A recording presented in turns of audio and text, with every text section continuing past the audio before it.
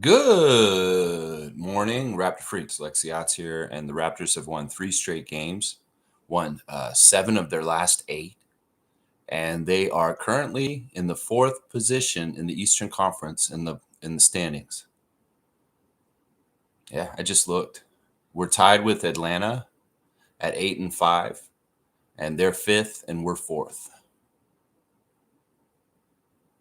We're playing Charlotte tomorrow. Yeah, life's good. Yeah, took care of business against the Pacers. I feel bad for Siakam. Siakam after the game saying that he's never been a part of something like this before. And that made me feel good because apparently what the Pacers are going through right now is worse than anything he went through on the Raptors. I guess that's right. I guess that may be technically right. They're 1-12. I don't think he's ever started a season that badly, even in Tampa. Yeah, that sounds right to me. So, hey, Siakam doesn't have his worst memories of the NBA in a Toronto Raptors jersey anymore. It's happening in Pacers right now. I don't wish that for him. But in some ways, Raptors winning, I guess. I don't know.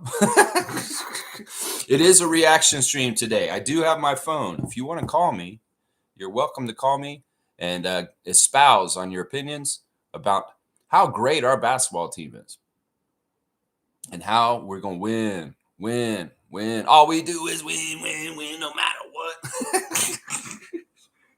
I mean, seriously, the Raptors and the Raptors 905 cumulative record for November 2025 is now 10-1.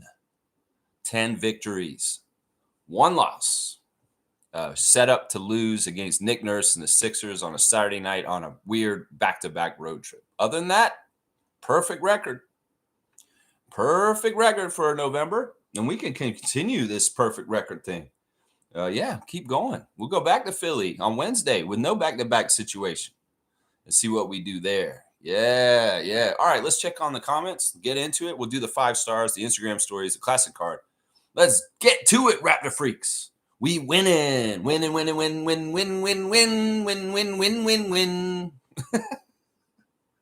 Trevor J's in. All right, Commissioner Fun. Trevor J, good to see you, man. The most powerful weapon against stress is our ability to choose one thought over another. Train your mind to see the good in everything. Positivity is a choice. The happiness of your life depends on the quality of your thoughts. This is so true. You know, something that I've realized that I've been doing that I need to stop doing unconsciously is doom scrolling. Do you guys know about doom scrolling? It's basically getting on social media and just scrolling absentmindedly through whatever algorithm Zuckerberg wants to feed you. Some ways it's not healthy to do that. I don't know why we do this. It's because dopamine rushes come to us when we react and see things, whether they're happy or angry. In some ways, we get hooked to it. It's almost like cigarettes.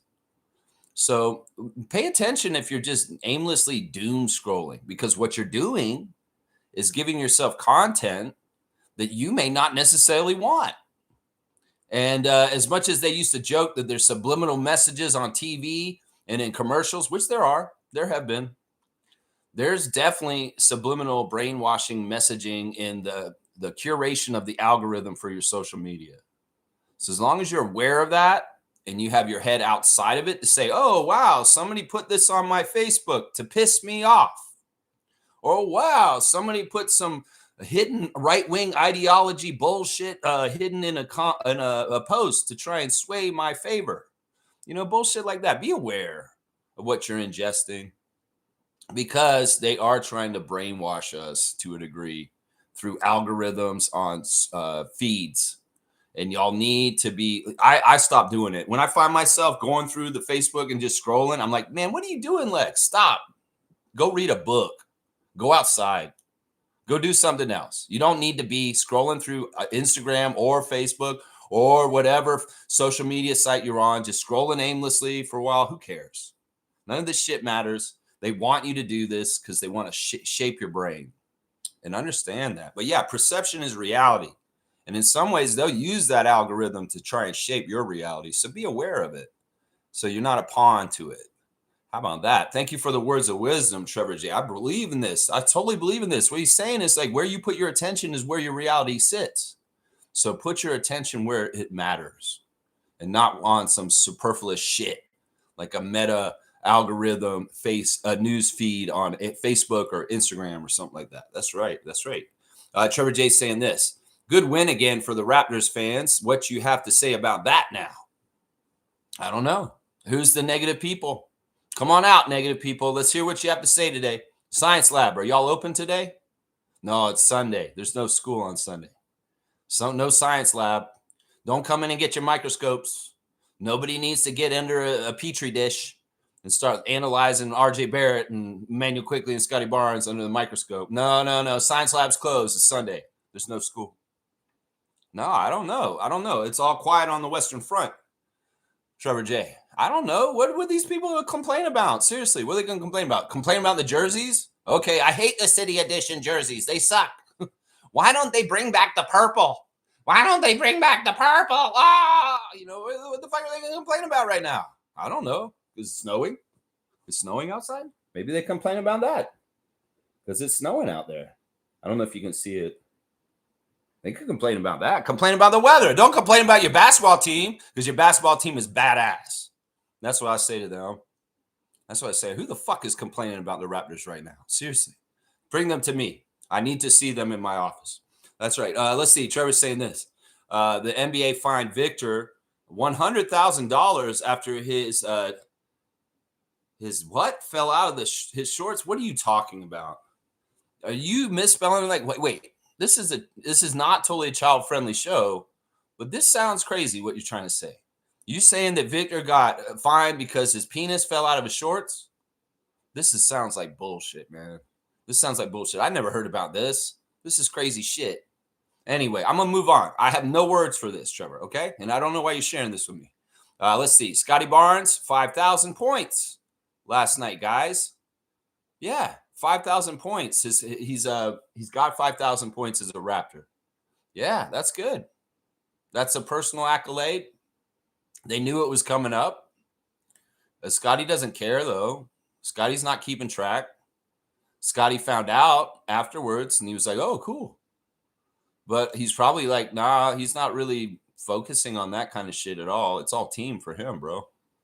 Personal accolades, 5,000 career points on the Raptors jersey. That's fantastic. That's an accolade. That's great. He's the third fastest to do it. Third fastest, not the fastest. Vince was the fastest. Kawhi was second, I think. Wait, no, Kawhi's not even on that list. Why would he be on that list? He can't get to 5,000 points in the Raptors jersey. No, I think it's Vince and then Chris Bosh and then Scott. That would make the most sense. But yeah, he's third. He's the third fastest to 5,000 points as a Raptor in our history. And that's pretty cool, man. That's pretty cool. Trevor's saying this. RJ has a nice bounce back game last night. Good to see him hit some threes again. Yeah, I would say that too. He had a nice bounce back. He's my star of the game. Number one star of the game for the game last night is RJ Barrett. Oh, wait, no, he isn't. He's my second star. Whoops. My first star is Yak. Yak is my first star. Sorry. Yeah, Yak was just really cool, man. Jakob Poeltl was looking like Tim Duncan last night. I know I keep comparing everybody to Tim Duncan. But the push shot, it looks like Tim Duncan's push shot. I'm sorry. And the team defense and the things he's doing, him and Scottie are both Duncans right now, the way they play team defense. But yeah, Yak, 8 of 9 from the field. Only missed one shot. 6 of 14 at the free throw line. And they did hack a Yak last night. That's crazy. I hadn't seen that in a couple years. They used to do this all the time. They do it to Shaq, of course. That's where Hack-a-Shaq came from. And well, they were doing hack-a-yak for a little while last night. And that's been a thing in the past. A strategy teams have used against Poeltl is he's such a bad free throw shooter. They'll go and foul him on purpose just to, try and get him at the line and then make it a turnover. But the thing is, Yak has gotten to be a better free throw shooter, and he makes them pay for that, although he did miss a lot of free throws last night. The Raptors did in general. I mean, if they're going to have a bad free throw shooting night, might as well have it against the 1-12 Pacers, Like, get those misses out of the way now, Yak and RJ. Playing against the Pacers where we could still get the W with y'all missing like this. I'd much rather y'all miss these free throws today than on Wednesday against the Sixers. So it's fine. It's fine to me. But 6 for 14, we saw a hack-a-yak employed again. And I want Jakob to make them pay for doing that kind of shit. It's like, okay, you want to do hack-a-yak? Well, make the free throws, Poeltl. And they won't be wanting to do that anymore. 9 rebounds for Yak, including 4 offensive rebounds, 1 assist, 1 turnover, 1 steal, 1 block, plus 4 with 22 points in 26 minutes. Very efficient. Very, very efficient. Very good player. He's a problem for other people in some ways. You know, ESPN, I don't like how you've put your box scores suddenly. You changed your rows and you've moved it all around and it looks stupid as fuck. So ESPN.com, 2-finger salute to you for changing your box scores. This is some bullshit. Put it back the way it used to be with the minutes in the front. This bullshit with the points first you guys are idiots for changing this. I think there's a ton of us that are pissed off at y'all for changing your box scores all of a sudden. And whoever's the dumbass that made this decision to change it, you're a fucking moron, is what I say right now to the person who changed the ESPN box scores for basketball. Fuck you. Change them back. Okay? Please? That's what I'd say. Because these are hard to read. We get used to where the columns are. And y'all switch them up like this bullshit. And where's the field goal percentage column now? ESPN on your box score. What the fuck? What are y'all doing there? Seriously. Second star is RJ. Yeah, RJ is the second star at least. 22 points in 28 minutes, a +3, 9 of 17. Great shooting. Great shooting. 3 of 7 from 3. He did go 1 for 4 at the free throw line. Him and Yak, 7 of 18 at the free throw line. Yeah. He had 6 rebounds, 4 assists, a turnover. He had that beautiful lob pass to Colin Murray-Boyles and break. Yeah, RJ was awesome, man. RJ's just steady, man. You know, Brandon is every other time down the court getting the ball. Scottie's doing his thing, but RJ's still filling in those cracks and doing what he needs to do to keep us scoring. And we saw a bench lineup with 9 to 5, which was pretty cool. You know, it's like the only 2 starters out there were Emmanuel and RJ with 3 bench players, and that's a pretty cool lineup, 9 to 5 with the bench. So I like the combinations. I think the Darko's rotations and keeping people fresh on the court and finding different people and combination out on the court has been fantastic.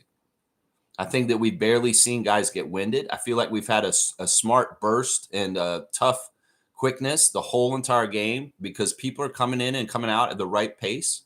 And we've got the right people coming in and coming out. And we're finding synergies in those lineups as they come out, whether it's a quick shed, whether it's a battle dick, whether it's a Mamu shed, whether it's a quick Poeltl, whether it's Brandon with Grady. You know, there's a lot of synergies that are being discovered and the very, very sound rotations of Coach Ray Jakovich. I'm really happy with him. He's doing really well. My third star of the game is Scottie. Scottie got his 5,000 point as an NBA player last night. He got 14 points. Not nothing too crazy, right? He came kind of flirted with a triple-double, 11 rebounds, 6 assists, 3 of 7 from the field for Scott. But it's like I'm not counting his shooting. I don't care about that. I'm counting the all-round game that is facilitating as a badass, winning and doing just awesome things. I love the way he's rebounding now. He's really, really an aggressive rebounder right now, Scottie. And he's two-handing that shit. Is he coming in there? He's going to get it. He's grabbing it and pulling it down for us. And in some ways, he's never rebounded like this his whole career. Some ways he just let rebounds come to him. No, he's going to get rebounds now. And I'm like that. I like that. That's something that's going to really help us win. He had 1 steal and 1 block, so keeping up the stocks a little bit. 2 turnovers. But yeah, 32 minutes, a +17, the highest plus-minus on the team, sharing it with Shed at +17. Yeah, Scott, this is winning basketball. This is what I described to people in the middle of summer and saying, it doesn't matter if Scott scores 20. Doesn't matter if Scottie gets 15 even. As long as he's playing good defense and rebounding and leading the team and being communicative and being energy, we'll win. In some ways, him being that everything in the middle and the glue guy is who's going to get us the next championship, guys. It's not him scoring 30. No, it's not him scoring 30. It's him doing everything, including the shadow box too, the shadow box score. He's got the box score and the intangibles, the ones that don't show up on what I'm reading right now. That's what's important for him to do, because that's the kind of shit that wins championships. Not being James Harden, guys. Fuck. So many dumb young fans think it's just James Harden. Do James Harden. Be James Harden. Be Paul George. Those motherfuckers ain't won shit. So let's look at the people who have won stuff like Bill Russell, Tim Duncan. How were they? Yeah, sacrifice, glue guys, team players, not crazy offensive players that dazzle you with 40-point nights like Luka Doncic. These motherfuckers don't win championships. Players like Scott win championships, Raptors fans. So accept Scott for the player that he is being built up to be with the Raptors coaching staff, Brian Macon and himself. Because he's a badass. I'm telling you right now, this dude is going to keep coming and turning the corner, and he's leveling up as we see him. He's leveling up every night. Brandon Ingram is my next star of the game, number 4. Brandon got 19.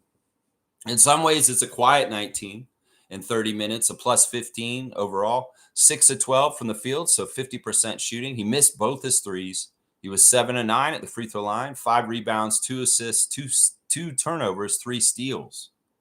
Brandon's just awesome, man. It's just really nice to have such a confident offensive player that you know is going to probably make his shots. It's just so nice. I mean, it really is like Kawhi. It really is like Vince. And that's why we're going to win a lot this year. And that's why we're going to go into the playoffs and we're going to kick some major ass. Is because we got Brandon, y'all. And in some ways, you guys don't even totally understand what he's going to do to help us yet, because it's still coming.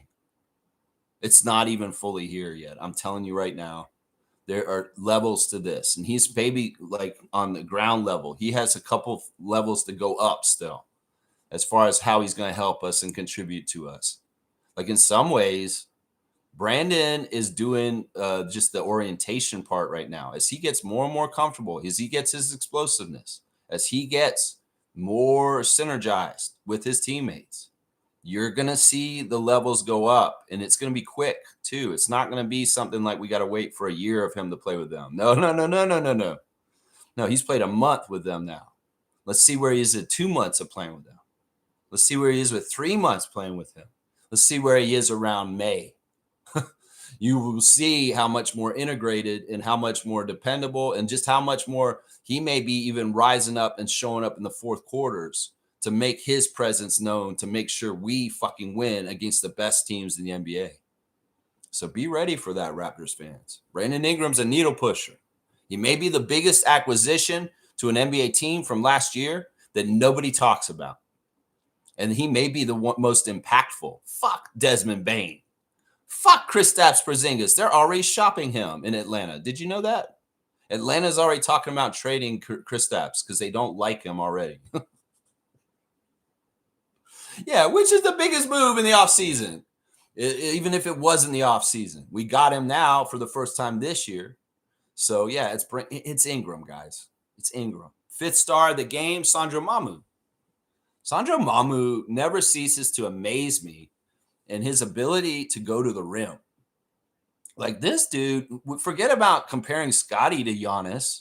Let's compare Sandro Mamu-Kelishvili to Giannis Antetokounmpo. The way he dribbles the ball full court and just lays it up on people. Nobody's stopping him.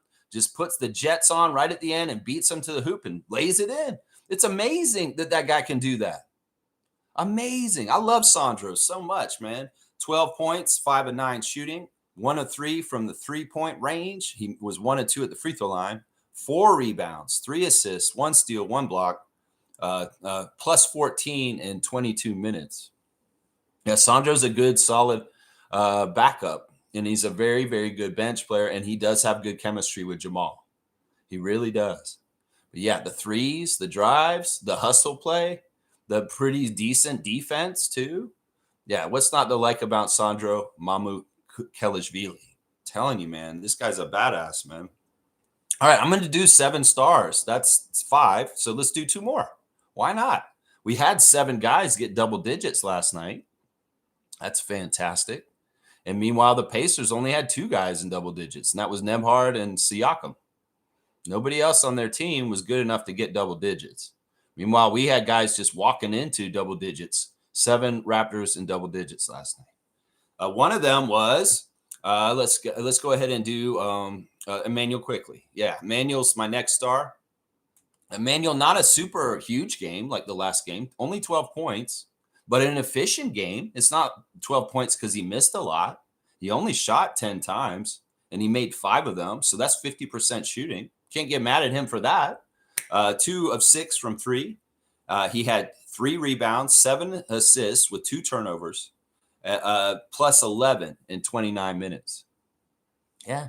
12 points, 7 assists, 3 rebounds. It's not a huge game for Emmanuel, but it's effective, efficient, and not too crazy and big and like all over the place. I think that is fine. I mean, I would have loved more from Emmanuel, but in this matchup, I guess it wasn't as conducive for him in some ways because Pacers are a smaller team and their talent is more around the guard position, really, right now. So in some ways you could say, yeah, this is a night for Yak. This is a night for Yak because they don't have any big guys. The Pacers don't have big guys, and Yak should just go to town and feast on them. But yeah, we saw early on the quick shed lineup in the first quarter last night, which is fun. And I think it's really because, like I said, the Pacers are so hurt that most of their healthy players are like backup little guards like Ben Shepherd and that Peter guy and people like that. So the Raptors could afford to play quick and shed together a lot last night, and it worked. It worked great. I love seeing those guys on the court together. They're fun. But yeah, Emmanuel, my 6th star of the game. And my last star of the game is Colin Murray-Boyles. The rookie came in, and he was a power. He came back from his illness. 10 points for Colin, 4 of 6 from the field, made both his free throws, 2 rebounds, 1 assist, 1 turnover, 1 steal, plus 3 in 17 minutes. Yeah, just solid play. You know, he's involved.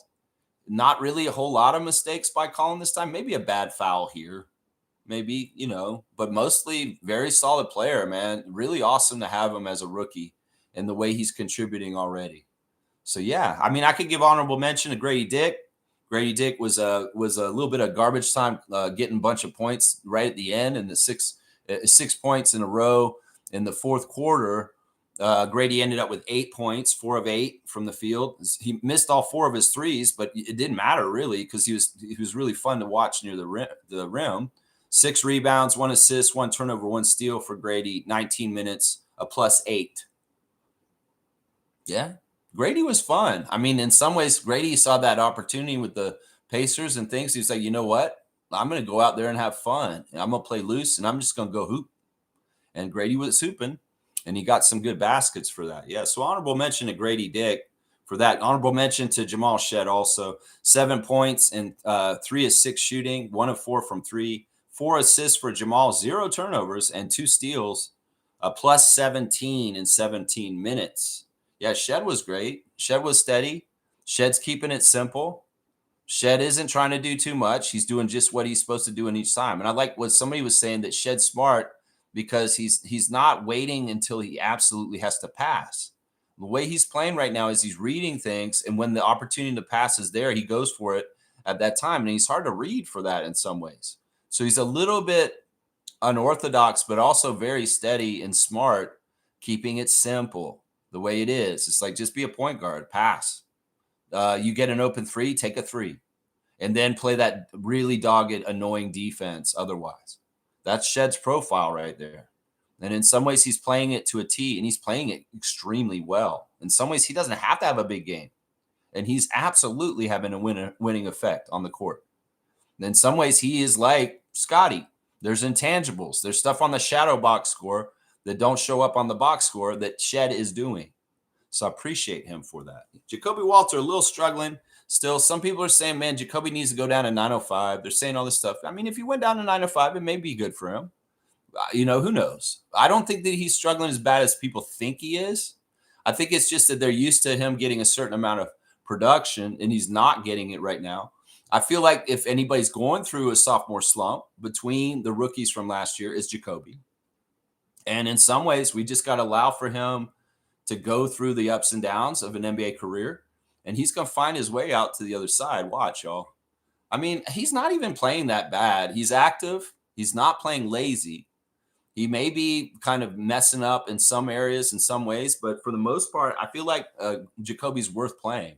Darko said after the game he's very proud of those young guys and their changed role from last year. He understands, Grady, Jakobi, Jonathan, Jamison, Jamal, they've all had to change things from last year.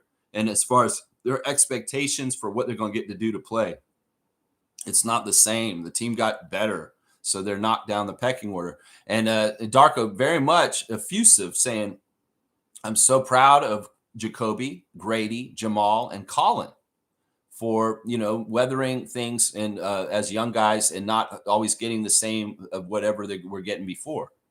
In some ways, that's an important, like I said, a lesson for young NBA players is that your role changes and it's not static. In some ways, you have to be ready to roll with the punches about what your coach is going to ask of you. It may not be the same. So Grady and Jakobi, this is a big part of this year for them, is that roll with the punches and play your role. Even if your role isn't as big as it was last year, you have to find ways to help the team contribute to the win. And, well, that's what they got to do. Jakobi, 3 points. 1 of 2 shooting, 1 of 2 at the free throw line, 2 turnovers, and 3 steals. So he still net the ball 1. If he got 2 turnovers and he got the ball back 3 times, I don't know. Yeah, he was a +6 regardless in 15 minutes. Garrett Temple got to get in the game at the end. In the garbage time, he took 1 shot and missed it. He didn't score. But Garrett got the chain. How did that happen? Well, Yak got the chain the other day. We know Scottie's gotten a couple chains already this year. RJ's gotten a chain. Emmanuel's gotten a chain. Brandon's got a chain. These guys have all gotten chains. We've won a lot so far this year. Why did they give the chain to Garrett Temple? Because he was a coach last night. That's right, on the down low. Darko got Garrett to do the scout for the Pacers, to set the team up. And he was a part of this coaching staff yesterday. This is really telling. This is amazing, honestly. I did not see this coming, but it makes sense. Darko wants to, always develop people, whether it's players. He's developing Garrett as a coach.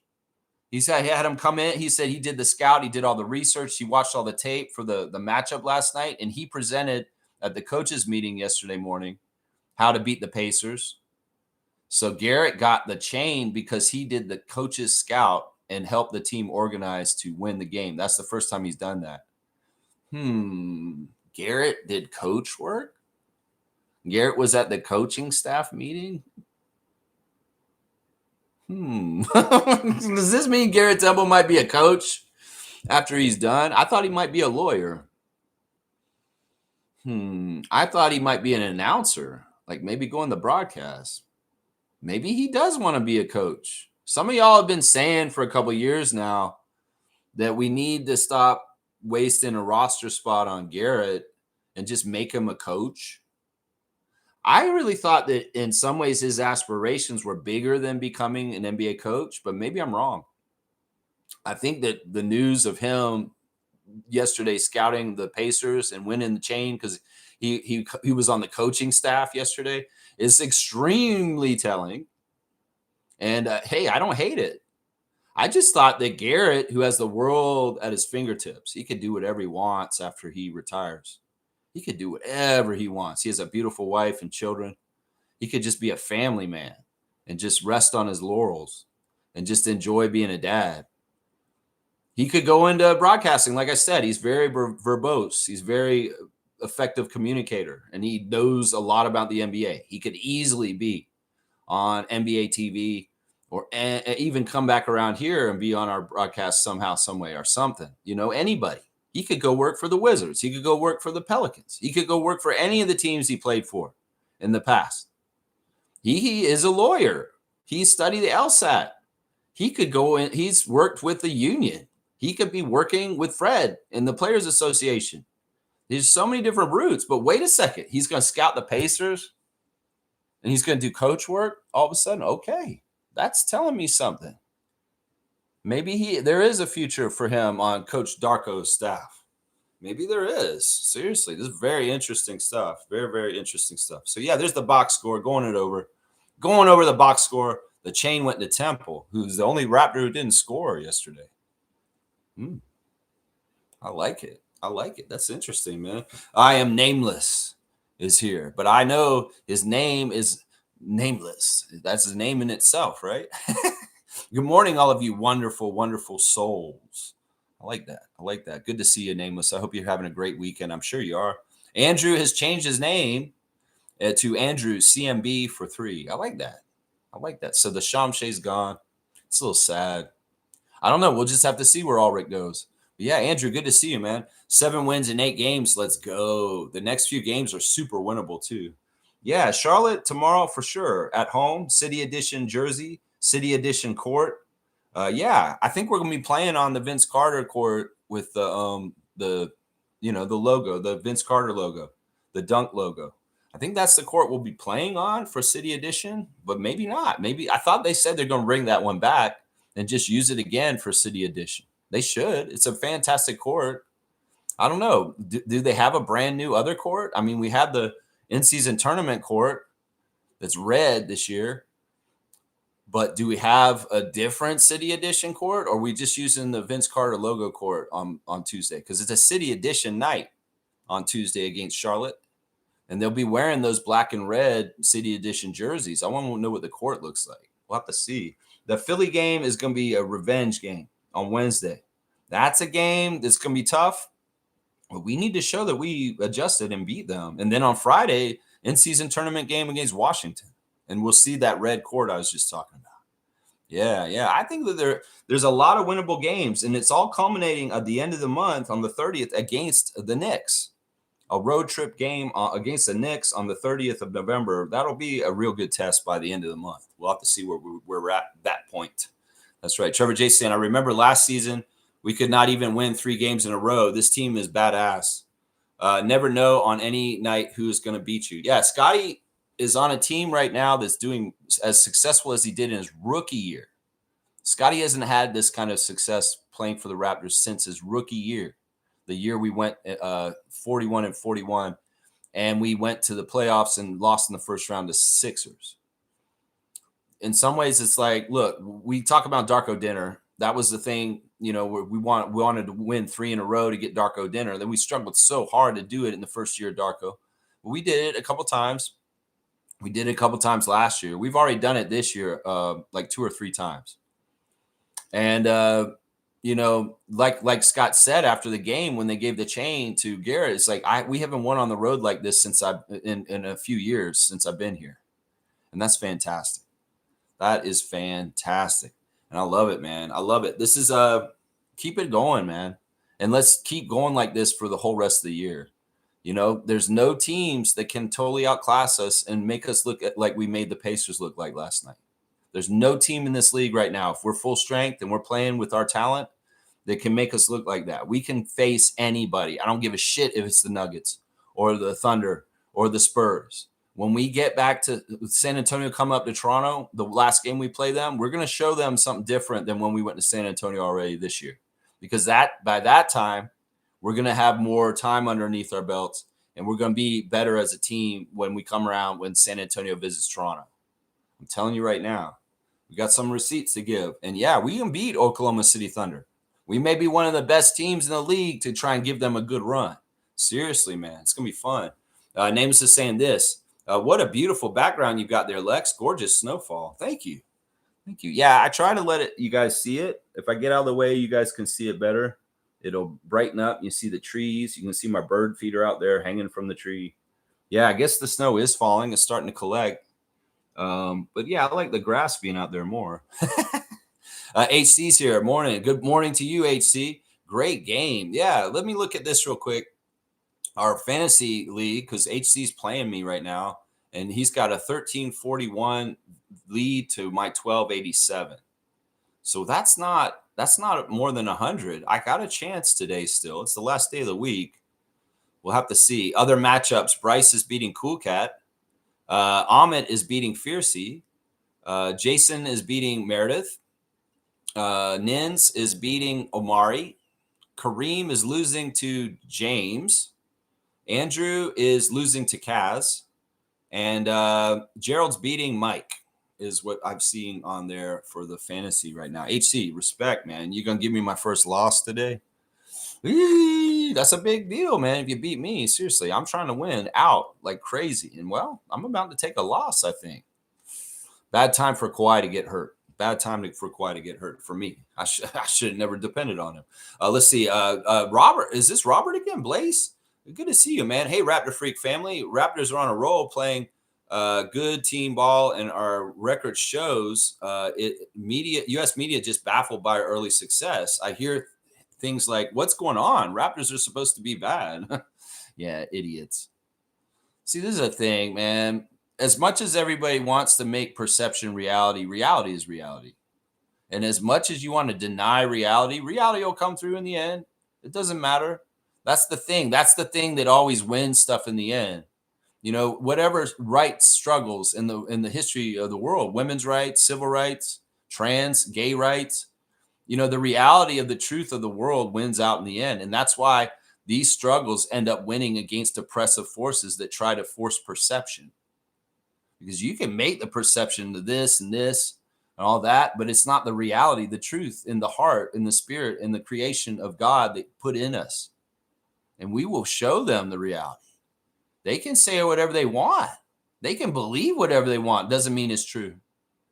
And remember that in today's post-facts world of mega and meta and all the bullshit out there. Seriously, the truth will come through. And the Raptors are a good team.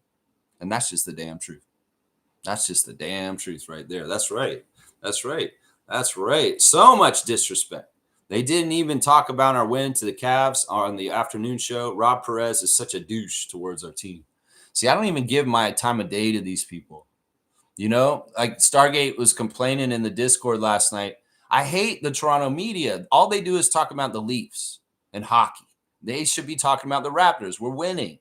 We're doing really good. And they won't even give us the time of day on our own sports broadcasts up here because hockey is king.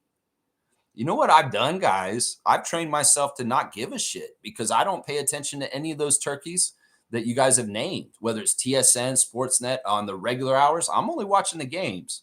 I don't watch any of their pundit shows. I don't watch any of their extracurricular shit. I don't watch Sports Center. I don't watch Sportsnet Central. I don't watch any of that shit. I only watch the games.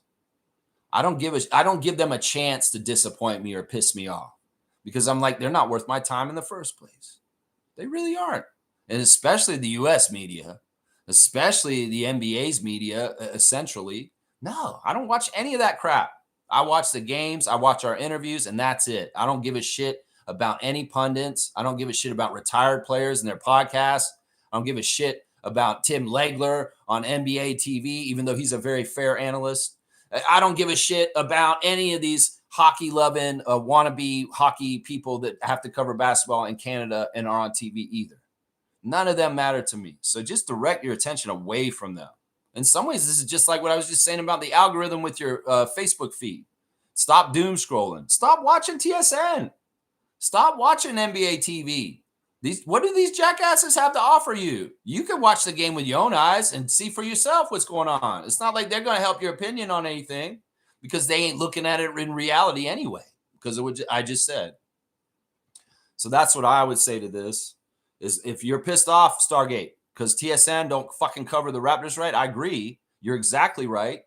You don't need to watch them at all in the first place. That's what I would say. Seriously, whether it's Fan 590, whether it's the radio, whether it's TV, whatever it is, if they're not respecting the Raptors on the Raptors time, don't fucking watch them. I don't think I've watched the TSN Sports Center in fucking 20 years. I don't think I've watched the Sports Central Sportsnet Central in 20 years. I don't watch those channels. I only watch the games. I never, ever watch any of their news programming. And the NBA stuff, oh, man, I really don't watch that shit either. Sometimes I find myself on NBA TV watching Isaiah Thomas and Dennis Scott and Sam Mitchell. Maybe a little bit, but that's a little bit of a pregame before a game or something like that. But otherwise, I ain't watching any of it. I don't even want them to give me a chance to get pissed off. And I'm happier for it, seriously. And it's not like I'm any less knowledgeable about the sport or watching the games because I don't watch all these experts and their bullshit. You know what I'm saying? That's just how I handle it right there. Maybe there's something you guys can figure out from that.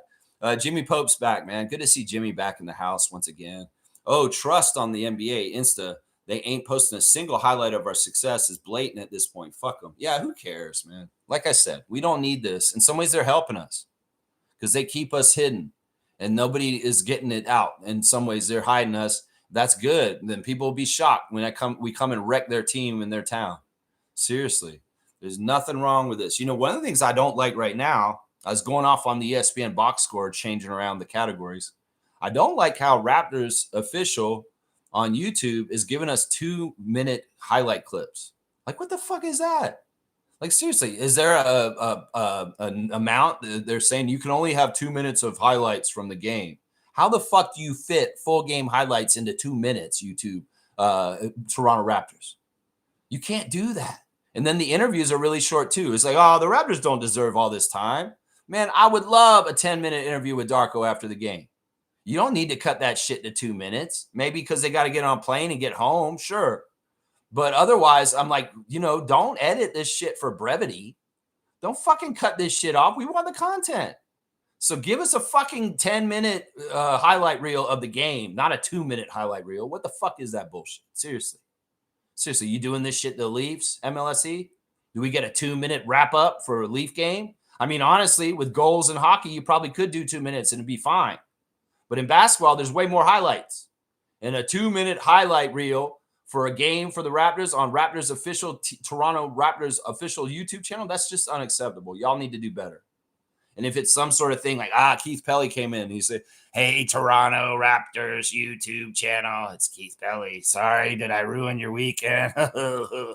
You know, guys, I think we need to cut down the highlight reels for the Raptors. I think we only need really 2 minutes. So make it just 2 minutes from now on. Have a nice weekend. You know, is that the fucking bullshit that's going on for the reason why the Raptors have a 2-minute highlight reel for the fucking games now? Keith Pelly, did you do that shit? Did you do that shit? Seriously, don't fucking do that. Because seriously, we come in and we're trying to watch the highlights of the game, and it's like 2 minutes. This doesn't cover the game. And then we go and watch the NBA highlights, which is like 16 minutes. And it's very, very centric to the other team. Even if we kick the other team's ass, we're seeing all the highlights of the other team, even though they're the losers in the game. We barely, and they, you know, it's bullshit, man. So come on now. Stop cheaping out. Toronto Raptors YouTube channel, you're doing fantastic with the classic cuts and the old content. But don't fuck us on the current content as far as the 2-minute highlight reels that y'all are fucking putting out right now. Nah, up the ante. These got to be at least 5 minutes, motherfuckers. So stop cheaping out. What do they charge you by the minute on content that you're making? Like, who the fuck made this decision that Raptors highlight reels after the game need to be 2 minutes or less? What the fuck? Who is the genius idiot that fucking made that decision? You need to fucking get that shit back to 5 minutes, motherfuckers. I'll tell you that right now. Yeah, I'm cussing a lot. No swearing Sundays. No, Calm and Crazy. Swear a lot Sundays. Fuck that shit. That's what I'm saying right there. That's right. Fiercey's here. Good to see Fiercey back in the chat. Yay! MJ, I love you. I hope you're doing very well. And I missed you. I've been wondering where you've been. Good morning, fam, and happy Sunday. Great win yesterday, and looking forward to the upcoming ones. Last time with such a record was in 2022. Yeah, Scottie was a young lad back then. In some ways, it's so poetic. In some ways, it's sad, man. I felt for Siakam. Because, man, I know he's going through it right now. But, man, what an amazing talent Pascal Siakam is. He's gotten better. I mean, it was weird to see him last night. And I know James said this in our Discord at one point. He said, man, Siakam's gotten better, hasn't he? I was like, yeah, you can see his three-point shot is way better now. It's way more confident, and it's going in really nice. Like, he shot really well last night. Him and Nebhard are amazing. I think Andrew Nebhard is so awesome. I think that he's better than Halliburton. I think that down the road, Andrew Nebhard's going to be more important in the Pacers than Halliburton in some ways, because he's just more steady. And in some ways, wow, some of the moves Nebhard did, like that one move that juke around and get to the layup, and that layup reverse, woo-wee. Yeah, I'm so proud of Aurora's Andrew Nebhard, and just what a great player he is. But those two guys, they were carrying that team by themselves last night, Pascal and Andrew, and I had a feel for them a little bit. You know, the the fun of seeing Scottie versus Pascal is definitely fun. The fun of seeing a little bit of joking around between Poeltl and Pascal is fun. You know, all this, Colin Murray Boyles guarding Pascal is such a weird, like, time thing. It's like, wow, there's our rookie, Colin, guarding our former franchise guy, Pascal Siakam. And it just kind of shows you times change. Siakam looks at our team now, and he's like, wow, there's Scottie, there's Grady, but that's pretty much it. I don't know any of the other guys over there at this point. It's just Scottie and Grady. I know those guys, but shit, Chris is gone now too. Wow. It's a very different Raptors team than Siakam was on. And wow, Rick Carlisle said this after the game. He said, we're going through it right now. But you know what? Every team has to go through this kind of stuff at some point. Ask Toronto. They just had a couple years of going through it like we went through it last night, and we're going through right now. It's just part of the NBA. The mighty have fallen. You get to the finals, and then boom, all of a sudden it can be like that, and you're like what they are now. It's crazy. It's a very fickle league, and it's a tough league to stay at the top. Very, very tough league to stay at the top. Yeah, he had a lot of nice words to say about our team. And yeah, we've got our guys bought in, and they're playing at a high level, and they're playing as a team. And the Indiana announce crew, Quinn Buckner specifically, was marveling at the Raptors and how they're utilizing the specific, unique skill sets of each of our individual players in such a chemistry where they're really bringing out our strengths. And it just really adds to why we're so good and badass. You look at it, the backup guard of Shed, the shooting of Dick, the strength of Poeltl, the amazing quality offense of Brandon, what RJ does, what Emmanuel does. It's a melding of different powers all together and really distilling it to get the best. And in some ways, that's a credit to Darko. That's a credit to Masai and Bobby also. They put a group together that fits, that actually really works well off each other, and they're different, and they're giving different things, and they're all kind of contributing in their own way, and it adds up to a big winning picture. And in some ways, it's like, look, some people may have been not that thrilled with our coach in the past, but you have to admit that he's rotating and playing guys correctly to get the right results, to get the W. And that's an amazing strength, to take a lot of different players on your team that are very different and meld their great quality of skills together to win. This is the old school way teams were win championships. The Chicago Bulls were like this when they were so great in the 90s. You want to have role players and different guys that are going to do different things to help you win. And when people know what their jobs are, well, there's accountability and the shit gets done. And I love that about that. I love it so much. So good to see you, MJ. Hope you're having a fantastic weekend, and say hi to Junior for me, please. Yeah, let's keep going in the chat. Let's see who else is here. There's another question here. It's Robert, I believe. It's Stillman. Okay, it is Stillman. That's right. Why does my name come out wrong? I don't know. You know what it is? I think what happens is, they're putting at address on here. They're not actually putting the display name up. I see you guys' email addresses. So it's like Blaze65RO. And then, yeah. So, but before it would be like the name. So either way, I knew it was you, Rob. I knew it was you. We're all good. That's right. Fiercely saying starting 5 are my stars, plus CMB, Mamu, Grady, even Shed and Jakobi contributed. Yeah. It's a team win. It's a team win. In fact, Darko said that before he gave the chain to Garrett. All of you guys contributed to the win, but we're going to give it to Garrett tonight, which is cool. Fiercely saying this, Lex, there are haters still asking for Big Yak to be traded. We have a winning recipe and you want one of our main ingredients gone? Yeah, you're not a Raptors fan. No. Anybody who's saying that is obviously showing their true colors, and they don't want good things for the team. If they are really a person that considers themselves a Raptors fan and they think that trading Yak is better for us, they're just stupid. Then it's one or the other. Either they're not with us or they're just really dumb person. And in some ways, well, if we can educate them to tell them why that's a stupid idea, that's great. But if they're still denying it, no, he's still shitty because he can't hit threes. Okay, that's a reason to trade somebody that's never been in the history of the NBA, but whatever. Okay, if you're adamant about this, well, you're not a fucking fan. Fuck you. Get out of here. That's what I say to them. Yeah, no swearing Sundays. Lots of swearing Sundays. Common crazy. Fuck you. If you want to trade Jakob Poeltl, you're an idiot.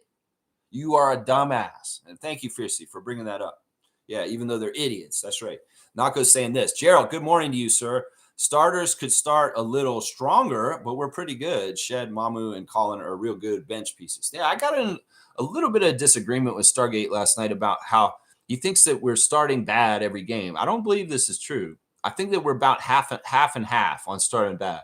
Last night, I'm going to tell you this is why this happened, Gerald. It's very specific to the team we're playing. All right, the Pacers are 1-12 now. They've been struggling so bad. So when you play a really bad team like the Nets earlier this week and the Pacers, what happens is Coach Jordy and Coach Rick Carlisle are coming in with their team saying, y'all need to play as perfect as possible if we're going to have a chance to beat these teams. Because I know, because we were in this same boat when we were bad in years past. We just wanted to stack good quarters. So these teams that are hurt and down and out with a bad record are coming in with their best foot forward at the beginning of the game, and they have to play as best as they can for as far into the game as they can until it falls apart and the other team blows them out.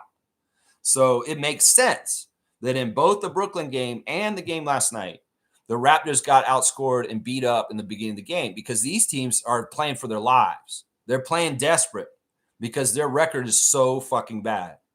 And I honestly thought this too. It's like the Raptors can look at that record walking into the arena at Indiana and say, well, we're going to win this one. And they may not come in with that same kind of get after it attitude like the Pacers are. The Pacers are really pissed. And they don't want to lose anymore. They're losing a lot. So they, of course, they're going to come out there and outperform us at the beginning when they're fresh. And we're kind of lackadaisical because in some ways we know we're probably going to win anyway.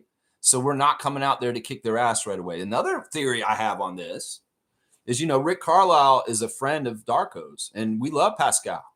In some ways, like Jordy too, we want to give them a little bit of help for their teams without losing the game. So in some ways, I can see Darko bringing the guys in, not as on top of things, just to let the other teams have some run and get some good positive feelings. Rick Carlisle and Jordy Fernandez will probably thank Darko in some ways. It was like, look, man, we were having such hard, but we appreciate in some ways we got some time to get going in this game and start to build a couple of positive things to start building on top of to hopefully start winning again. Because that's the whole thing when you're in that place like we have been, and I've talked about it a lot on this channel, is like you want to stack quarters if you're that bad. And well, the Pacers wanted to stack one good quarter, but did they have the lead at the end of the first quarter? No, they didn't. So that's really this phenomena. That's why I would not say that we're bad at starting games. In some ways, you got to understand the Nets and the Pacers are desperate, wounded animals in a corner that are fighting their ass out of the corner. And we're just kind of people walking up to them. Hey, what's that dog doing over there? Hey, puppy. Ow, you bit me. Ow. Oh, you stupid dog. It's kind of like that a little bit. And, I was thinking that in the beginning of the game. I was like, let's help them feel a little good. Let's help Siakam make some shots and get it going a little bit. We won't let them beat us, but let's get them some good feelings so that hopefully maybe they'll go and beat the next team they have to play because they're trying to build up from it. Does that make sense? And, at some point we're going to wake up and crush them, obviously. And we did. We pretty much after we took the lead at the end of the first quarter, they kind of bounced around with us in the second. But we separated from them and just went through and won the game by the end of pretty much the whole second half. We were beating them. So it's just a way that the game will turn on the team at some point. They want to stack quarters. If they get to 3 quarters of winning and then they collapse in the fourth, they'll know they're closer. But yeah, they got a lot of work to do in Indiana. And really a lot of it is just get guys healthy and coming back to help contribute. Benedict Mathurin shows back up. He'll help immensely. Yeah, Aaron Nesmith gets back from his injury he just suffered. That will help immensely. So it's really injuries are absolutely screwing up the Pacers' year. In some ways, that shouldn't matter because Halliburton's already out. And if they want to get a good draft pick, well, there you go. They're tanking. In some ways, they got to tank this year because they're already fucked. They're already fucked. That's right. Let's keep going. G's here. Magic Barnes pass to Jakob Poeltl. Magic Barnes to Jakob Poeltl. Yeah. I love the passes from Scott. I mean, he had some really cool passes last night. Scottie is just playing in a totally different way right now, guys. There's a lot more confidence to what he's doing, and he's very directed. And he's going to be so good, guys. By the end of this year, he's going to be an all-star for sure. He may be a defensive player of the year, and I could see him making all-NBA one of the 3 teams this year, guys. Because his all-around game and the way that the Raptors are going to finish with their record and get in the playoffs is going to be badass. I mean, I'm looking at the standings. I put the standings up as one of my tabs today because we're sitting in 4th. We're below Detroit, New York, and Cleveland. We beat Cleveland twice already this year. And Atlanta's below us, and we beat Atlanta twice already this year. But yeah, 8-5.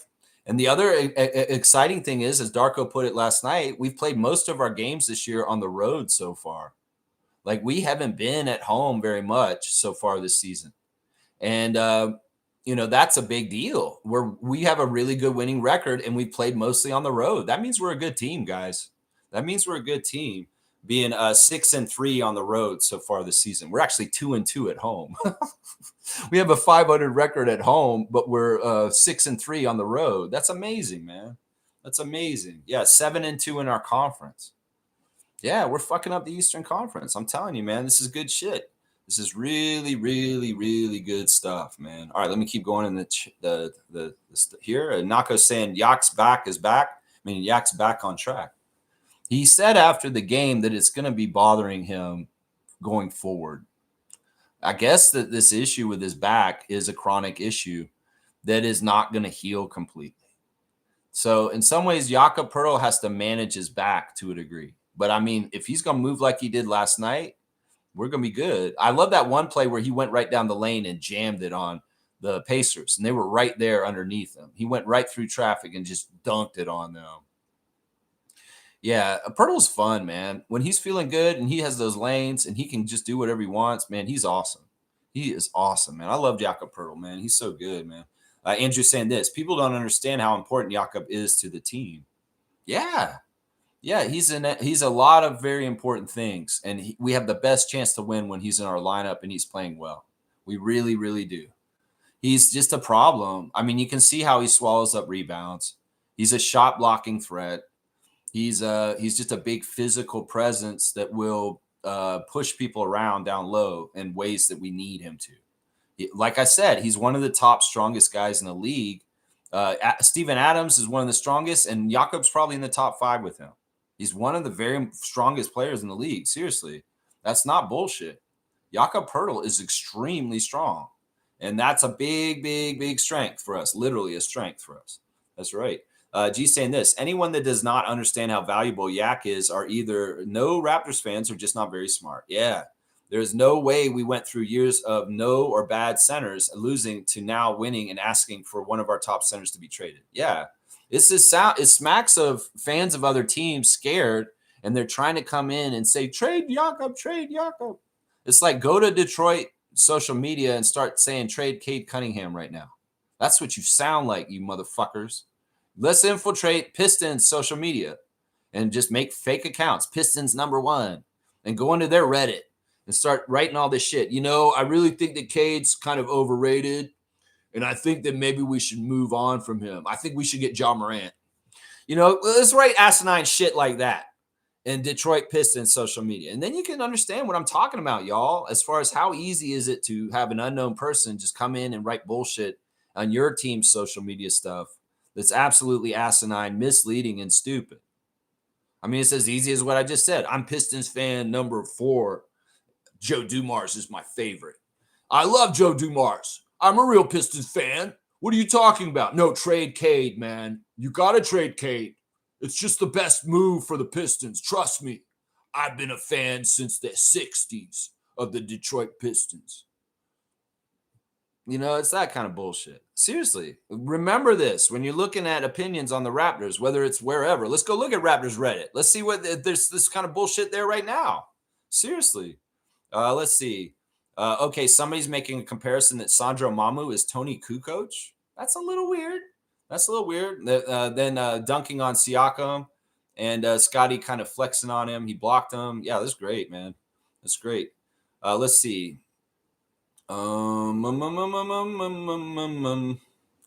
Yeah, some ways all the haters are gone. I don't see them all of a sudden. I don't see this. Usually I see somebody out of pocket, but it seems like most people are being pretty good here. Oh, here's a bad trade that they want to do. Is this not the perfect trade for how we want to play? Okay, some idiot on here wants to trade RJ Barrett to the Kings to get Malik Monk, Dario Saric, and Keon Ellis. What the fuck? Why would we do that? What the fuck? All right, listen, Jace, I'm going to block you, man. I'm going to block you. Look at this. He's saying that everybody played like ass last night in the Raptors game. What the fuck is this, man?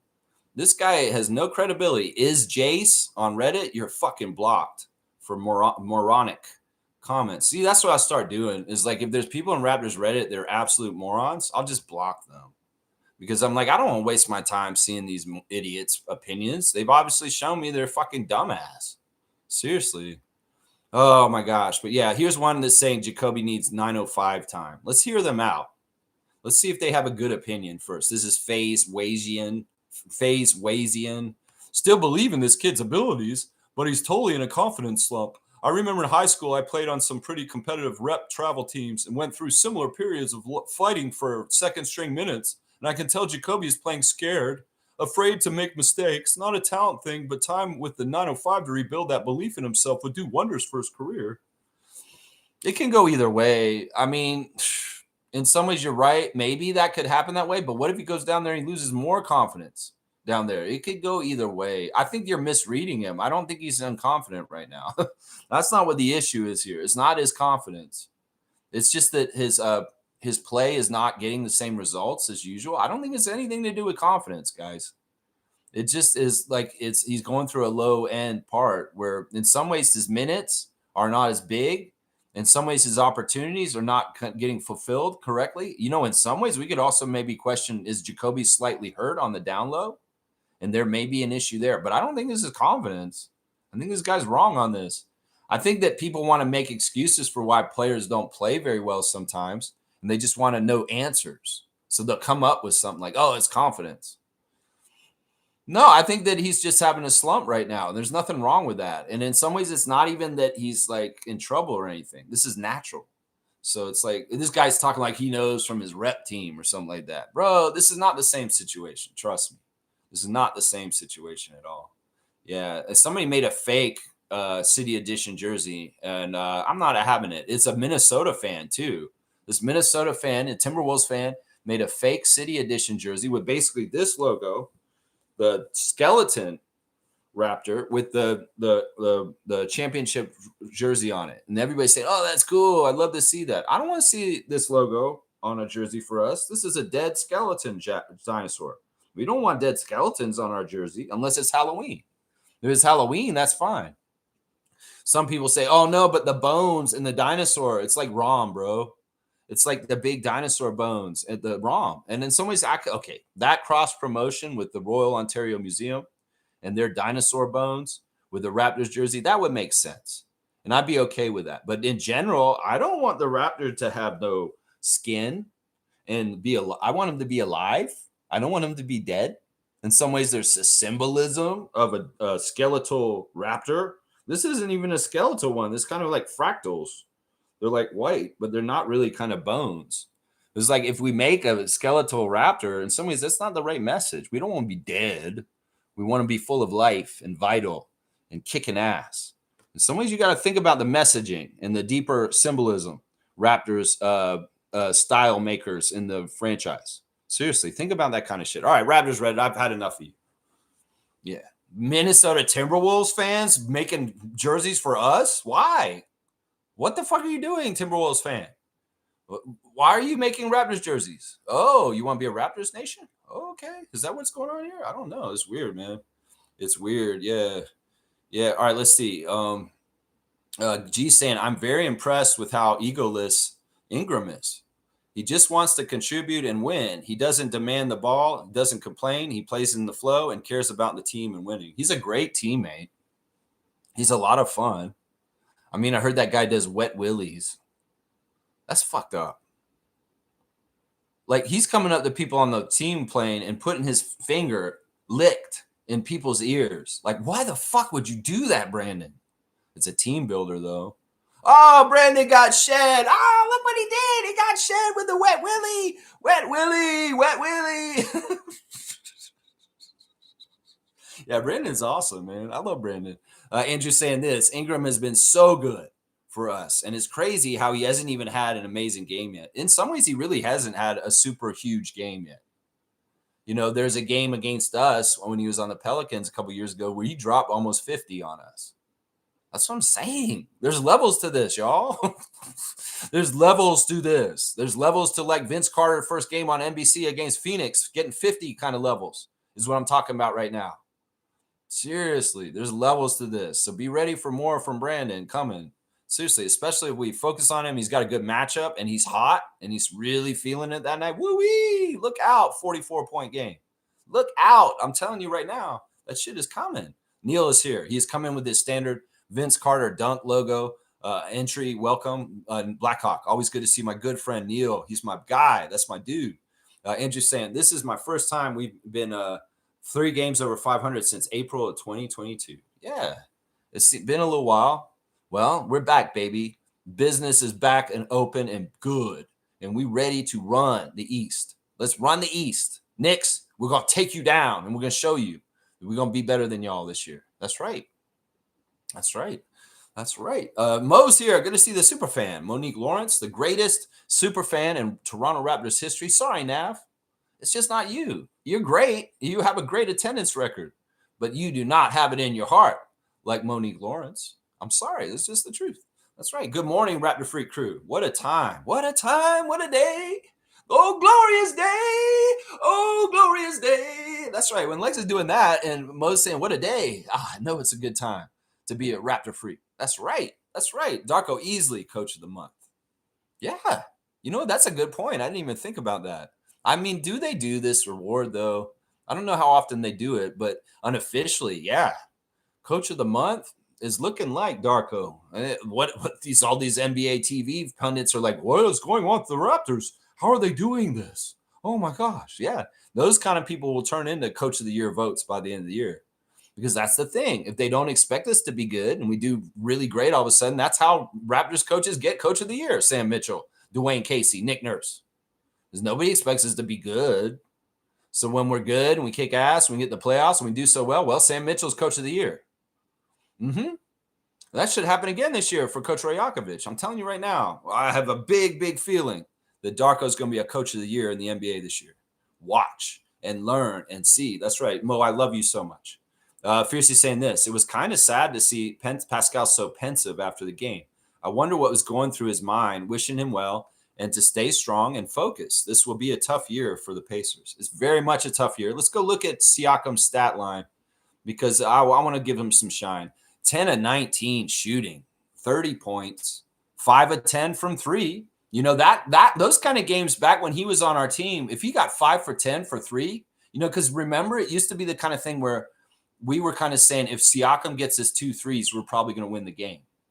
Remember that period of time was like, oh, if Siakam get 2 3-pointers in the game, the Raptors are likely to win. Well, he got 5 of 10. Amazing. 5 of 6 at the free throw line, 4 rebounds, 3 assists, 2 steals, no turnovers, 36 minutes, a minus 11 for Siakam. Siakam was praised heavily by Rick Carlisle after the game, saying this guy is such a leader. He's doing so good. It's like I don't see how he could do so much more for the team to help them. He's really carrying what he's supposed to do to help us. He just doesn't have any help. And Siakam in his interview saying, I have more I can do. I'm studying. I'm trying to do as much as I can to help this team get better. It's a lot of it is what he was saying when we were in a bad place when he was on our team too.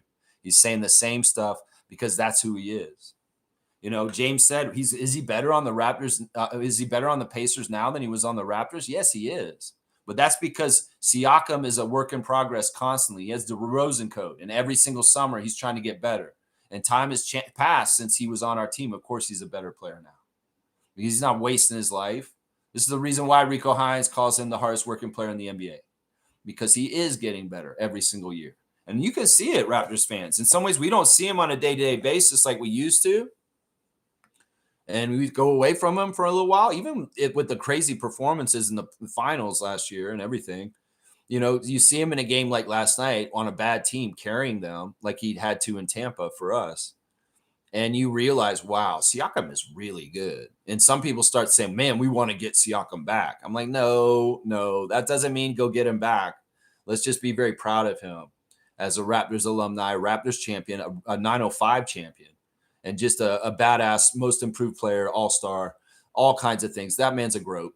That man's a GOAT right there. Just love him. The kid from Aurora, really, I got to talk about him too. 22 points for Andrew.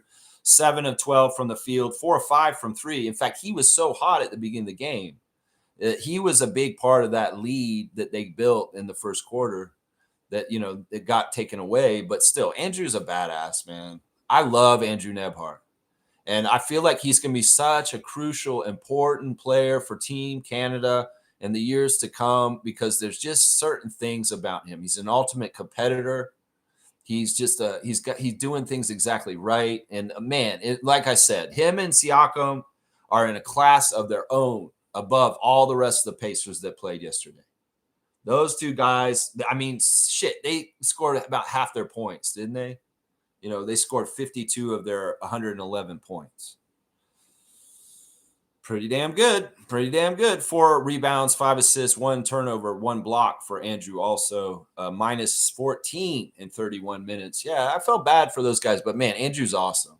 And I'm sure there was some nice smack talk with him and RJ last night. Yeah, so just looking at them, I don't need to look at any of the other ones. I will mention Jarace Walker, though, real quick.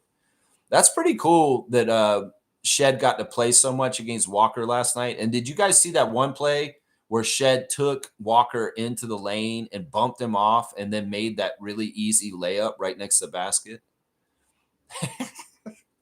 That shit from Houston Cougars practice right there. Because these guys were teammates at Houston, right? Walker and Shed. And, well, they talk a lot of trash, and they very close friends. And there was a period of time where Shed will post Jarace sometimes on his Instagram because they're like that. They're very close. So Shed relished the opportunity to back Jarace down and make that basket over him. That was major shit talking in that moment too. And he knew that he had the strength to do that. Quinn Buckner, when he called it, he said, well, that's a very smart move by Shed. He knew he could do that to him. That's very confident move. He did. Yeah. Because he'd done that to him in Houston in practice over and over again years ago. That's why he did it to him. And he did that because in some ways it's like, wait, that's like a guard forward and that's a point guard. And he's way smaller than Jarace Walker. So how did he know he could do that? Because he's done it to him as friends in Houston practice over and over again. And that's always fun when that kind of stuff happens, where like bonds outside of the game kind of show up as shit talk and kind of we're playing against each other. Let's have fun. And yeah, Shed did that. He took him to the hole and he talked some trash for it too, which was kind of fun, man. It was a fun moment. Yeah. All right, let's keep going. Fiercey saying our free throws were a problem. This needs to be cleaned up. You know, the free throws, in some ways, they would piss me off against most opponents. But I was also thinking about this, MJ. I was like, if we're going to miss most of our free throws, let's do it against a 1-12 team and still win. Because the percentages are going to be a certain way for the year, right? You know, we could shoot 80, 75% at the free throw line. But there's going to be some nights where we're going to have duds at the free throw line like last night. But wouldn't we like to have those games against teams like the Pacers and the Nets? Mm-hmm. Yeah. So in some ways, this is awesome. If we're going to have a bad free throw shooting game, we still win. That's what I'm talking about. We'll do the team stats real quick because they were bad at the line. This is really bad, man. They at one point were like 10 of 22 at the free throw line, which is like, what the fuck are they doing, man? Seriously. All right, team stats. Raptors got the same amount of field goal attempts as the Pacers, but we made 11 more attempts than them. 48 of 87, shooting 55%. The team, I love this new good shooting Raptors team. And Brandon, thank you. That's what I'll say. Brandon Ingram, thank you for bringing up the Raptors field goal percentage single-handedly. Seriously, he's the big part of it because he shoots so well himself. He brings it up, but also because he's such a problem. They guys get such good open shots that our field goal percentage is going up. And the fact that the Raptors are having so many games where their field goal percentage is over 50%, we're not used to this. We're used to years of Gary Trent Jr. and Fred VanVleet and all that stuff, and where we were shooting like 40 to 43% and trying to eke out wins at that percentage. Now we're clearing 50 easy, 55% from the field. They shot 43%, and we had the same shots. Yeah, they beat us at threes. They doubled us up, actually. 15 threes for the Pacers. We only hit 7. We really did our work inside and in transition. Those were the bread and butter for us to win, was that transition, getting up the court so fast. That one pass Scottie threw like a quarterback, and Grady was the wide out, and he caught it in the pocket and just had enough time to just lay it up. That shit was awesome, man. That was some Kyle Lowry football pass shit, Scott. You trying to be Lamar Jackson out there, bro? Throwing it like he's a wide out there. You saw Grady catch it like he was down the football field. Come on, man. This is where a very athletic, multi-sport player like Grady Dick comes in handy. Is because, yeah, he can shoot the ball like a basketball player, but he can catch the ball like a wide receiver too. And on our team, that's a very good skill to have, is to guard out the secondary with your body and get that pocket for Scottie to just drop the pass like a quarterback down the field. And then Grady lays it up just in time, just enough to catch it and put it in. Not much more wiggle room, split second wise, to get that ball to convert and get that in there. It's so fun, man. I love that shit. Love that shit. Free throws. All right, let's look at them real quick. The Raptors ended up cleaning it up a little bit better in the fourth when they were hack-a-yacking. 26 of 42 at the free throw line. And we did get a lot of free throw attempts because they were fouling on purpose. Rick Carlisle did some unorthodox shit. Like, seriously, bro is desperate. Even though he's losing so bad, he's like, we'll hack-a-yak. Let's just try and do this anyway. I'm like, why are you hack-a-yacking? You guys are going to lose by 20. Why the fuck are you hack-a-yacking? There's no reason. And then he did another thing that's so crazy. His team is doing so bad, and he has to call so many timeouts that he burned through his timeouts before halfway through the fourth quarter. And he called an extra timeout that he didn't have, and he did it on purpose. Apparently, Rick Carlisle's been doing this in games recently where the Pacers are so bad that he has to call timeouts to reorganize them so often. He runs out of timeouts before the end of the game, but he still wants that extra timeout, so he breaks the rules. And basically what you do is you call the timeout, even though you don't have one. It's a Chris Webber. Yeah, it's a Chris Webber. And they assess you a technical, so we get a free throw, and they get their timeout after all. So he's like forcing a timeout.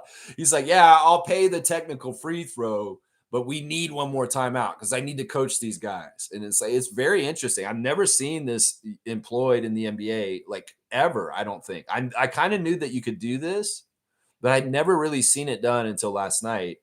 Calling a timeout that you don't have, eating the technical just because you need the timeout still. So there was a little bit of unorthodox stuff with Rick Carlisle and some of the stuff with the hack-a-yak and the extra timeout, getting the technical. Pretty hilarious in some ways. Very much. They shot way better at the free throw line, 81% for them. We out-rebounded them +6, which isn't a huge margin. The turnovers and assists. Raptors, 29 assists to 14 turnovers, so pretty much 2-1. And the Pacers, 22 assists to 16 turnovers, so not 2-1, closer to 1-1.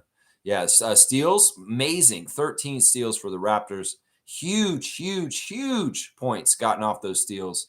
A lot of easy baskets.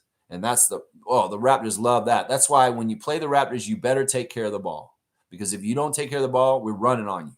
We're running on you. That's right. Fast break points were 33 fast break points. We're the leading team in the NBA in fast break. And then the points in the paint was absolute domination.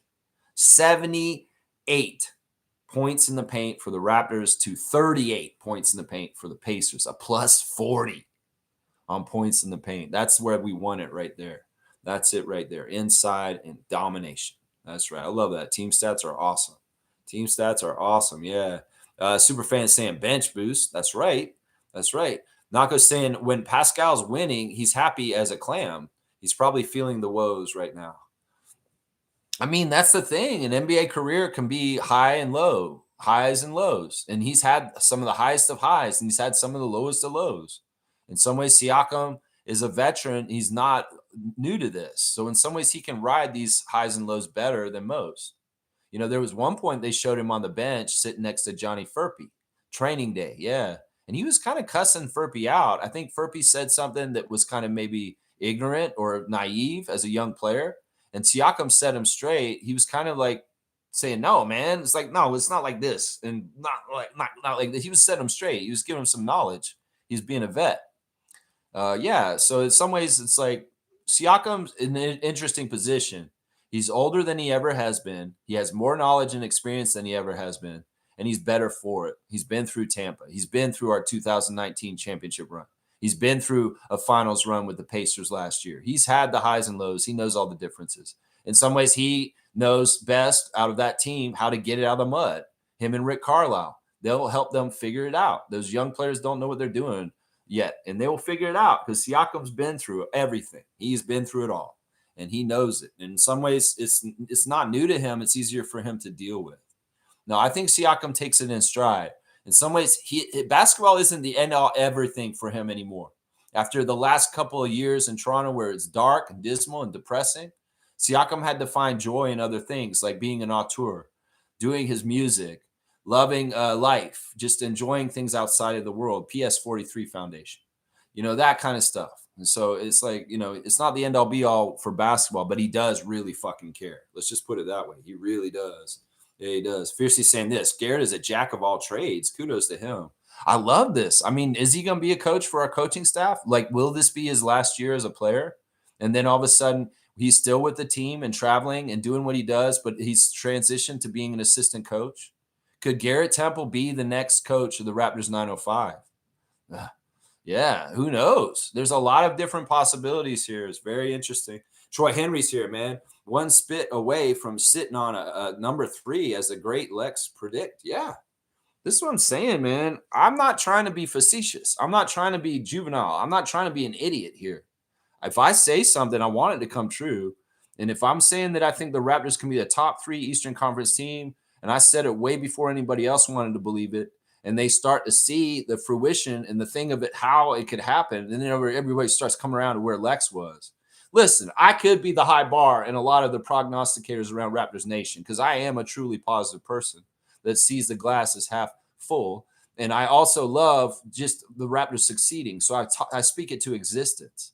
Unlike jaded people who just say, oh, I don't know how good they're going to be, Eeyore motherfuckers, talking about how I don't know how good the Raptors will be. We'll have to see. And all this kind of stuff. I mean, I know I have people in my family that are like that. I go to family reunions and get-togethers, and my cousin's husband's always like, I don't know, Lex.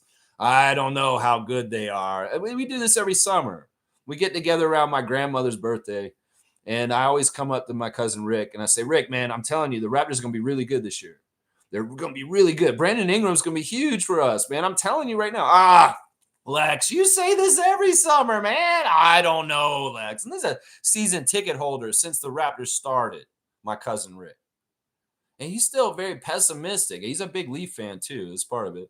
But he's very pessimistic. But I don't know, Lex. I don't know. What do you think now, Rick?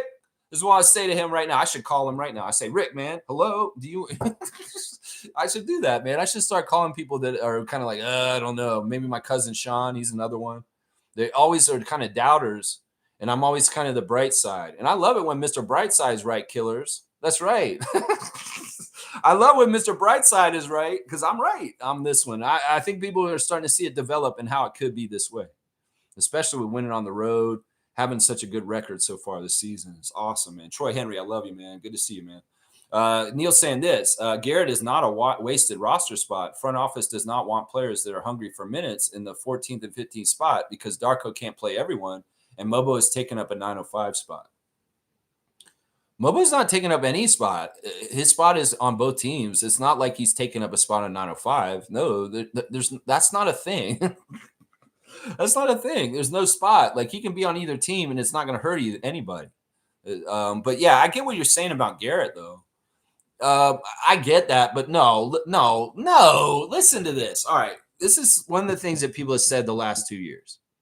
Why do we have to have a roster spot used on Garrett Temple? Why do we have to pay the money to Garrett Temple from our salary cap? Why don't we just make him an assistant coach?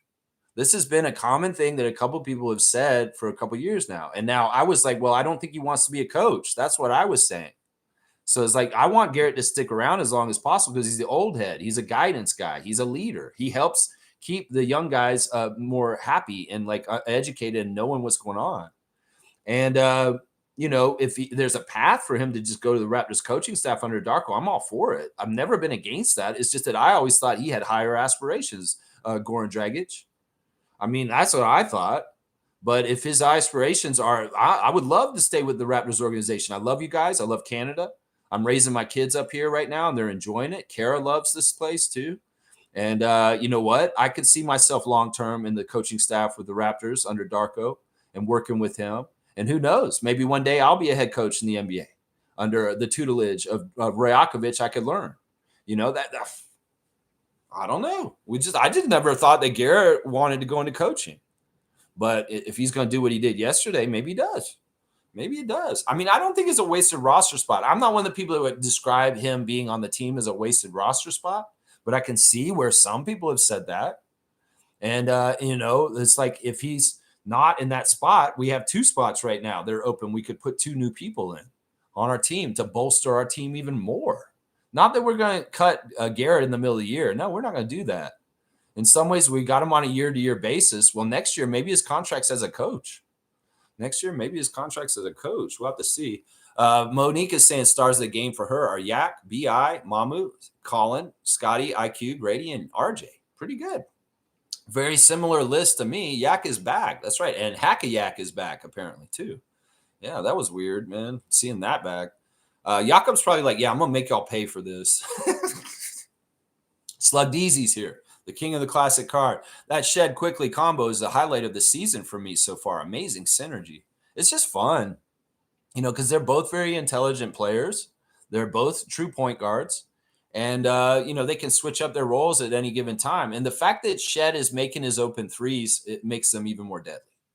If Sheddy was just kind of like not shooting well and he was really looking to pass more, he'd be easier to guard. But in some ways, because he's consistently making his three, in some ways, he's making his three better than Grady and Jakobi. Is really, really special and good. And they're fun, man. Quick Shed lineup's fun, man. And when we play smaller teams like the Pacers, we should definitely play Quick Shed. Quick Shed's a great lineup, man. I'm really enjoying it too. Slug Deezy, really am. Nako's saying the Warriors were dreadful the year after we won the chip. The Warriors were dreadful the year after we won the chip. Oh, you're just saying that because of the Pacers and how bad they got after being in the finals. Yeah, I mean, every team's going to have ups and downs. And, every single year you come into the season, some of it is determined by injuries, y'all, whether you're going to have a good year or not. There's all kinds of different things that are going to make it. And you shouldn't just statically think this year, oh, it's going to be so good. I mean, even a team like the Thunder, as much as you think the Thunder are so set up to be dynasty and just keep winning over and over again because of picks and how young their team is, there's all kinds of things that could screw them up. People get hurt, whatever weird thing can happen in their season. And then all of a sudden it's not exactly as smooth as it was last year and things don't line up to a second Thunder championship. It's so hard to repeat. Ask the Celtics. And, I honestly think that it's more likely there's going to be a new champion this year than the Thunder winning. I know that a lot of people think, oh, the Thunder are just going to win. The Thunder are just going to win. I don't know. I don't know if that's true. I'll say that. I don't know. I would bet on the other myself. Mo's saying this, Raptors turning his heads around the league, seeing how happy Kendrick Perkins is for us puts a smile on my face. Yeah, I'm glad he's a believer in the Raptors. I'm glad he stood up for us. He's done it for a few years now. So I appreciate him for that. I do. I do. Let's see. Smooth saying this. Good to see Reggie. Indiana Pacers front office forecasted this after losing Halliburton to injury and Miles Turner free agency. They got their first round pick back, so this doesn't come as a surprise to them.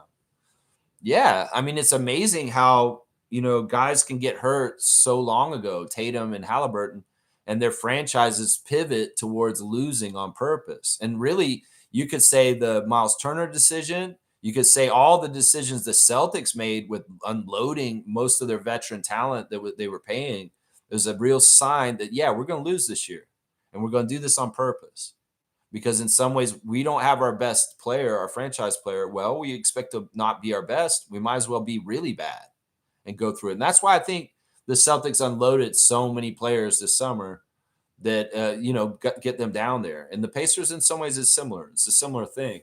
Similar thing.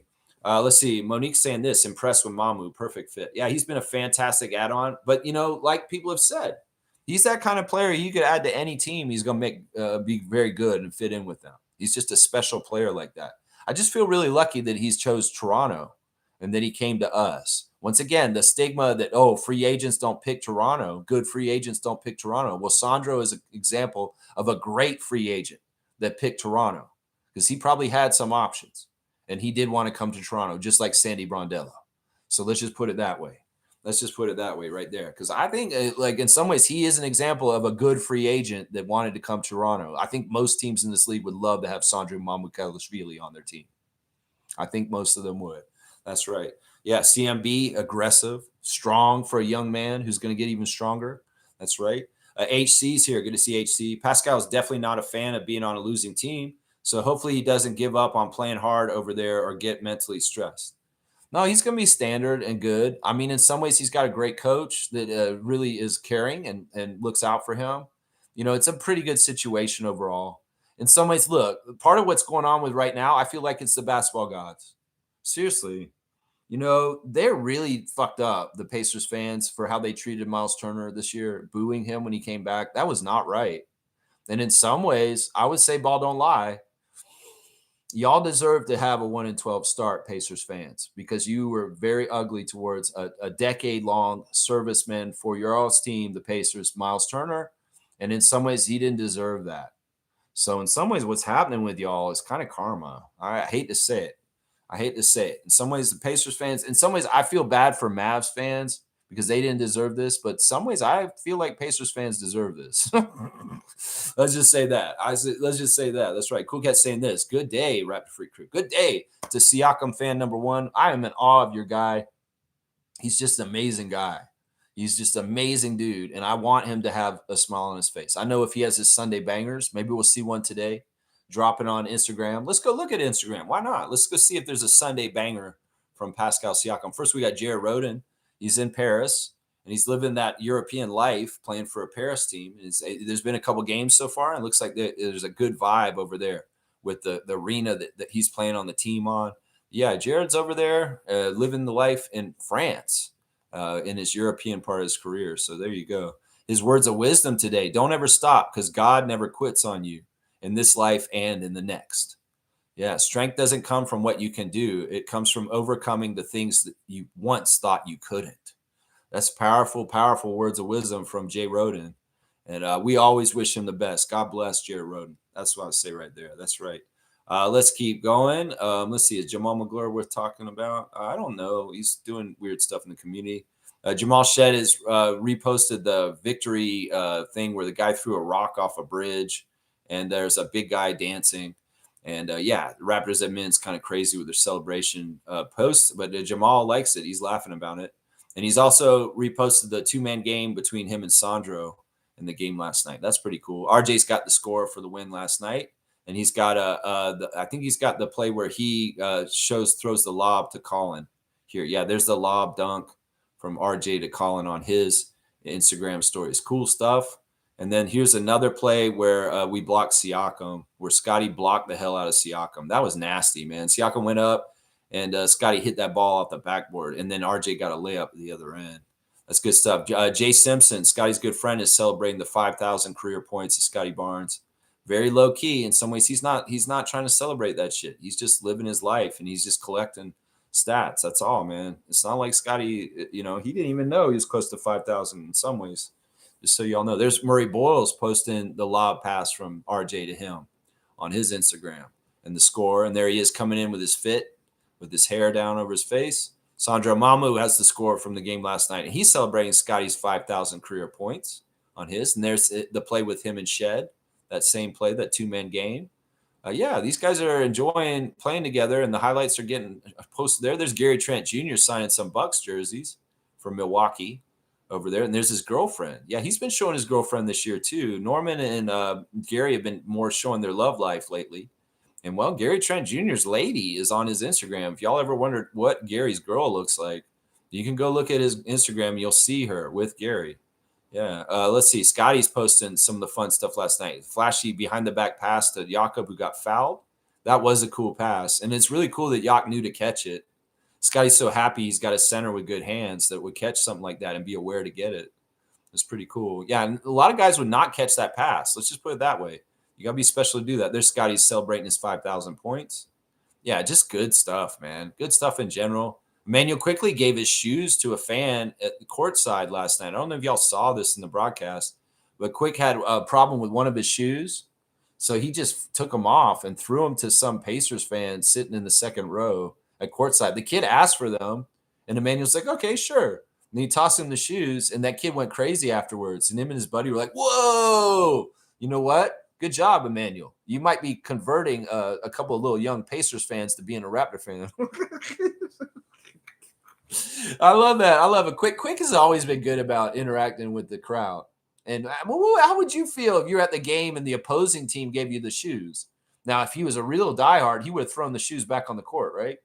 Isn't that what they do in baseball games when the home run hit of the opposing team? The team throws the ball back on the field because they're mad at the home run. I don't know. It's like the kid was like, "No, man, this is Emmanuel Quickly's shoes. I'm keeping these, man." I think that's so cool he did that, honestly. I think that's very cool. Grady with his fits coming in. Grady, good job, man. Good active game for you. You know, the little is enough, man. I'm telling you right now, with the minutes y'all are getting. Y'all, I didn't realize this until yesterday, but Jamison Battle has a little sister who plays for Minnesota, and she's really good basketball player herself. Did y'all know this? The Jamison has a younger sister named Amaya, and she just got 1,000+ points and 500 assists in her career at Minnesota, the University of Minnesota. He played at Minnesota also. So you guys know this? We might need to watch out for Amaya Battle for Toronto Tempo Scout. You know, seriously, maybe we should do that. Y'all, all right, write it in, and if I get to it, y'all say Scout Amaya Battle, I'll do it. Because I don't know if she's good enough to be in the WNBA, but that stat accumulation sounds pretty good. But yeah, Jamison has a little sister who's a basketball player, and she's in college right now. We'll have to see what she is. I wonder if she's a good three-point shooter. I wonder. Yeah, Toronto Tempo president Teresa Resch is talking about the NSL's inaugural season. The soccer league did really, really well. Lots of good stats with revenue and broadcasts and attendance. So good job, NSL, National Soccer League. What a season. So, yeah, Teresa's supporting women's sports and all sports. And that's fantastic stuff. Leo Routens has been inducted into the New York State Basketball Hall of Fame with his son, Andy. Yeah, he's saying, congratulations, Andy, on getting into the New York State Basketball Hall of Fame. And it's even sweeter that I'm going in with you as a father-son duo from Syracuse. The one-time Raptor, Andy Routens, is now in the New York State Basketball Hall of Fame. That's pretty freaking cool, man. That's quite a father-son accomplishment there. And there's Leo with Sam and Nikki from the broadcast last night. Sam Mitchell, you're hilarious, bro. You are hilarious. And I love what you said, man.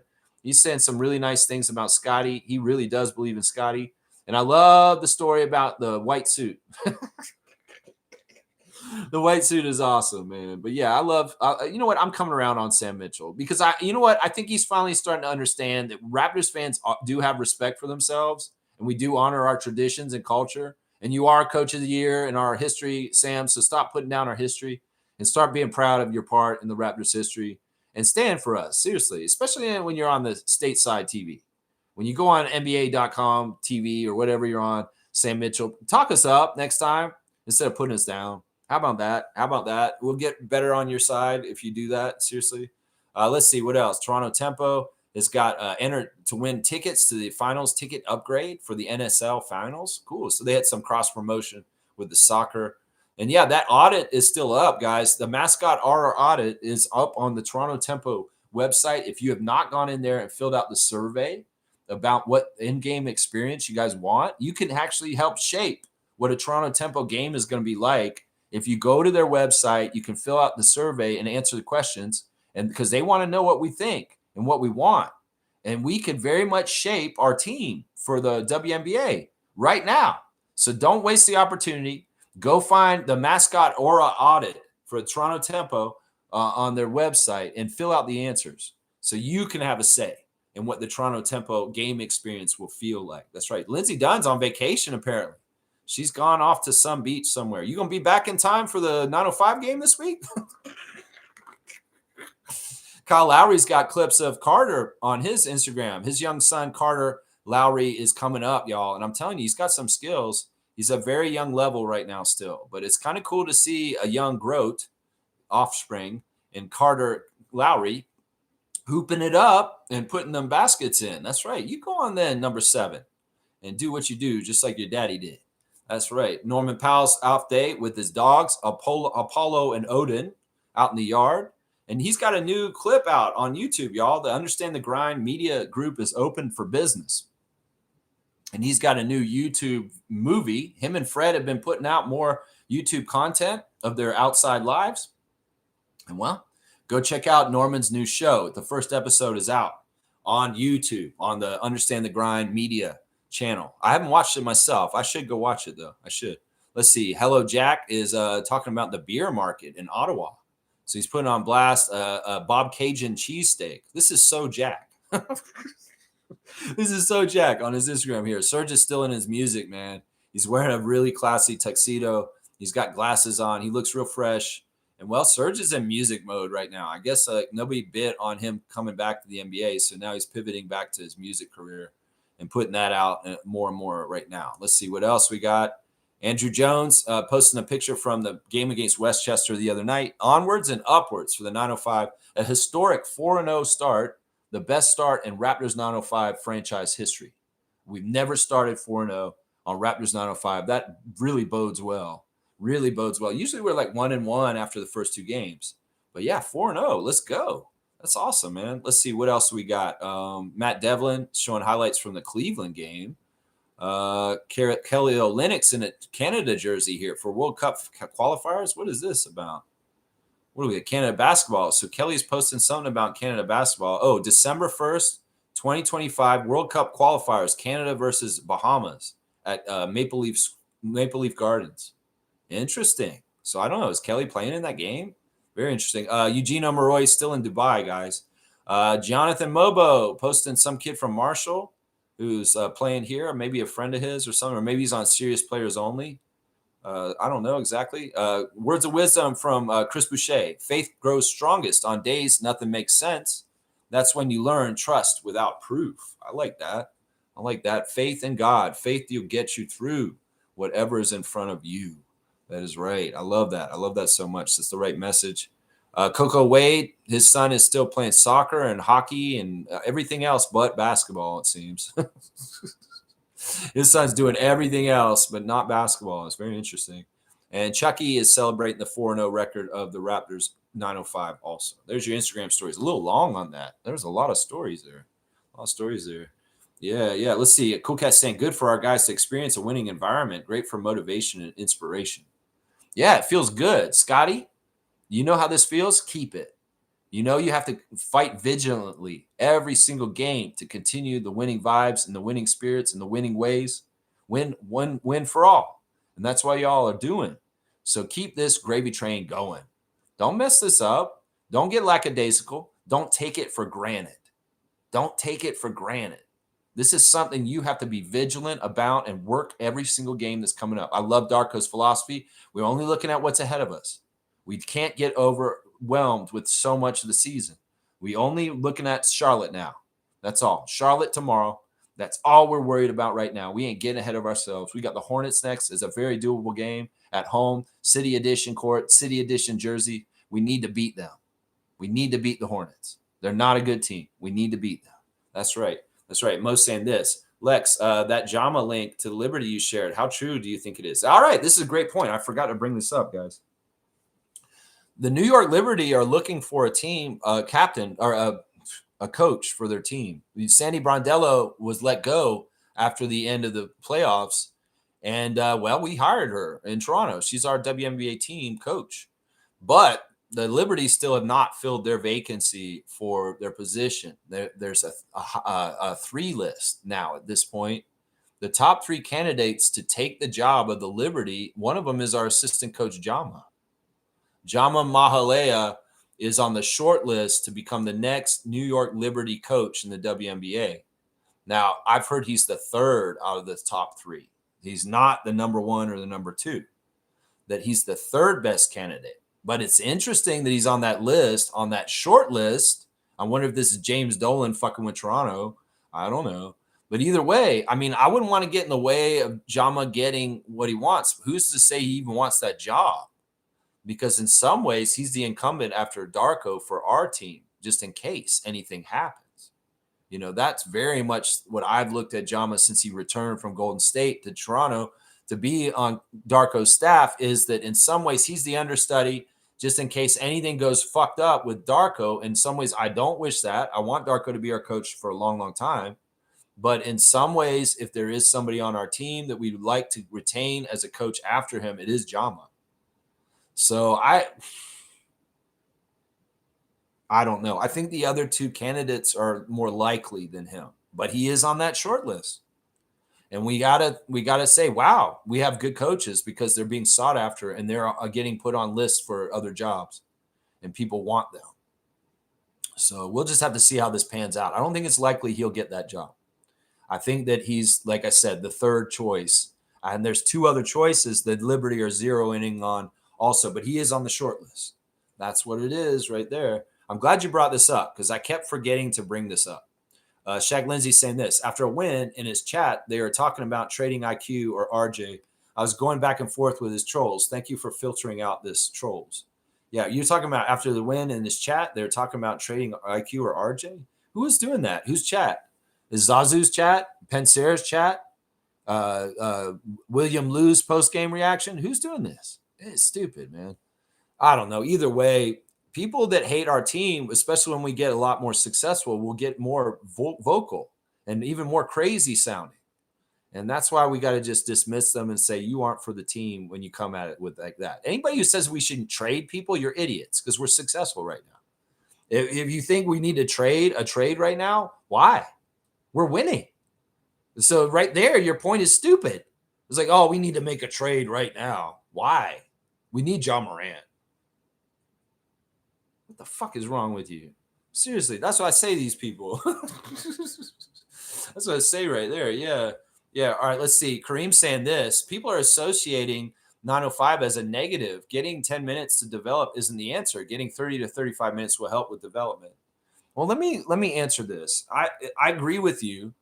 You know, they're very adamant about this internally, that we don't say somebody's going down to 905 or coming up to the Raptors. It's a lateral move, is what Darko has described. He said, I don't want people to look at going to 905 as a downgrade.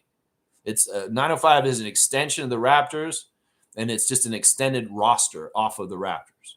It's not like, you're going down. No, you're going over is what it is. You're going over.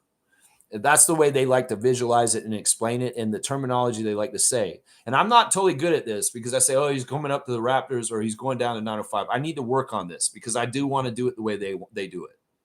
And Andrew Jones corrected the reporter the other day about that. Say, nobody comes down to my team. They come to my team. And that's it. You know, it's like that. I get what you're saying. Now, I understand why you're saying this, Kareem, because you think that 10 minutes on the big squad for Jakobi is not worth as much as 30 to 35 minutes on the 905. I mean, there's an argument for that. But this is the thing I'm going to say. They sent Jakobi to 905 last year for 5 games. He didn't even play most of the season last year. He was barely on 905 last year. In some ways, what they wanted to do when they sent him to 905 was he had to show that he could dominate that league. And he did. He did. In some ways, he go down there. It's like, all right, in some ways you could play against 905 talent, the G League talent, but you're not going to get pushed to get better because you're better than them. In some ways, this is why, in some ways, AJ Lawson may be spinning his wheels a little bit down there. But in some ways, we got to get him those reps and that time as a two-way. You could send Jakobi down there, and it may be good for him. It may be good for him to get like a 30-point game, like on 30 minutes at the 905. But what if he goes down there and he sucks and he does even worse? That's what I'm saying. It's a fickle thing. And in some ways, some people are always thinking that he's got a confidence problem right now. Him going to 905 may hurt his confidence even then too. And it's not even that it's like it's a bad thing or anything, and it may be a better opportunity. But I just think that what you guys got to understand is the talent level in the NBA is much different than the G League. And Jakobi, to push himself and to get better, he has to struggle like this on the NBA level to be the best version of him. If he went down to if he was on the G League, he went over to the G League, he would not be as challenged. In some ways, it's not what he needs at this point because he needs the NBA level of challenge. And even if it doesn't look right, even if it looks like he's struggling, even if it looks like he's failing, he needs to do this here on this level because he won't progress as well down there, even in the longer period of time, because it's easier down there. It's easier. And in some ways, he needs the hard test of what's up at the top with the NBA. And I know I just broke all the rules that Andrew and Darko set as far as up and down. But that's the reasoning right there. Even if it's not pretty, you guys expect perfection from everybody. And it's bullshit. It's bullshit. Let Jakobi fail. Let him fail for a while, guys.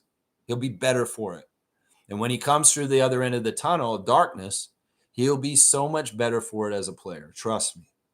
So, yeah, I mean, once again, it's not necessarily about how much playing time you're getting because that's just the tip of the iceberg with the Raptors. Their practice stuff is the most important. And in some ways, he needs to be on the Raptors to be practicing with the main team because that is where most of the meat of the work is happening. It's not even what we see in the game. In some ways, that's part of the thing that's pissing me off is so many people just do not get that practice and being with the team and traveling with the team is some of the most important shit. And him doing stuff in practice with the starters and the guys on the Raptors is way more beneficial to him than doing it on the 905. Does that make sense? Even if he's not playing a whole lot, because you don't know how much he's putting in work behind the scenes and practice and scrimmage and all that other stuff. And if he's not getting challenged on the 905, he's wasting his time down there. And in some ways, when he was down there, he showed that he was above it and that he didn't need it. Or he would have been down there like Jameson and Jonathan were for most of the year. But he only went to 905 for like 5 or 7 games last year. Not very long at all. And Shed was just about the same. He wasn't there hardly at all either. Shed showed up, and I think he played 3 games in the 905. And then he didn't have to be down there anymore. So, I mean, that's what I would say. That's the reason right there. G's saying this, sophomore slump is real and could be a factor for Walt. Yeah. Yeah. They have a bit more of a scout on him. In some ways, the other thing we got to say is something that somebody brought up in the last couple of days. Walter has added weight to his body. He's bigger and stronger with his arms, and there's an adjustment to his shot and the way he plays because he's a bigger, stronger person. He's a little kid when he came in as a rookie last year. He was very skinny, and he's put a lot of muscle on his body in the last year, and he's looking bigger than ever right now. So that may be part of it too.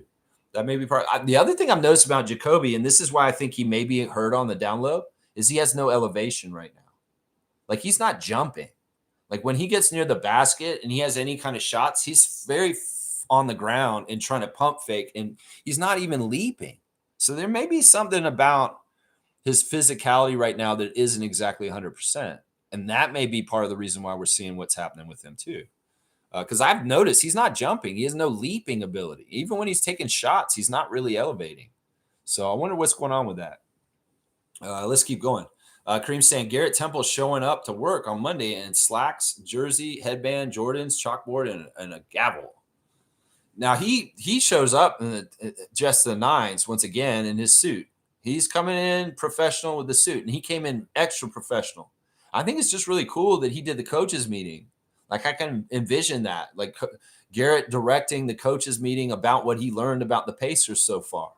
And it'd be very interesting, a 17-year vet like him, his insights, being a player for so long, and what he would see. Because basically what he's doing is he's coming to the coaches, and they're going to give the information to the players after what he sees as far as the weaknesses and strengths of the Pacers and how we can utilize our team against them to be more effective to win. It's basically like, in some ways, Garrett Temple devised the game plan to beat the Pacers yesterday.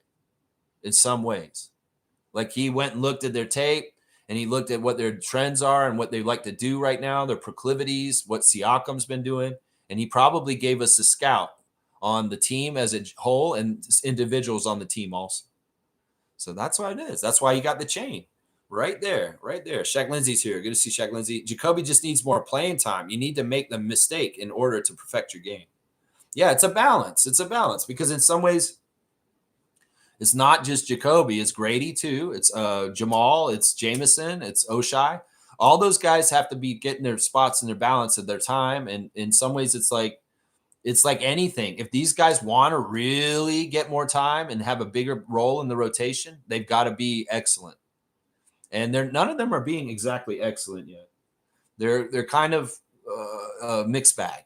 There's some signs of really great stuff, like Grady in spots last night. And then there's times where it's like, okay, these guys are missing open shots and they're not as effective in some ways. So it's like when one of these guys wakes up, kind of like when Jamison woke up in the first Cleveland game, they'll get more consideration for more bigger role in the rotation and more minutes. Like if Grady played really perfect all of a sudden, I'll bet you he would get more minutes increased. That's part of it. Jakobi, same thing. Same thing right there. Yeah.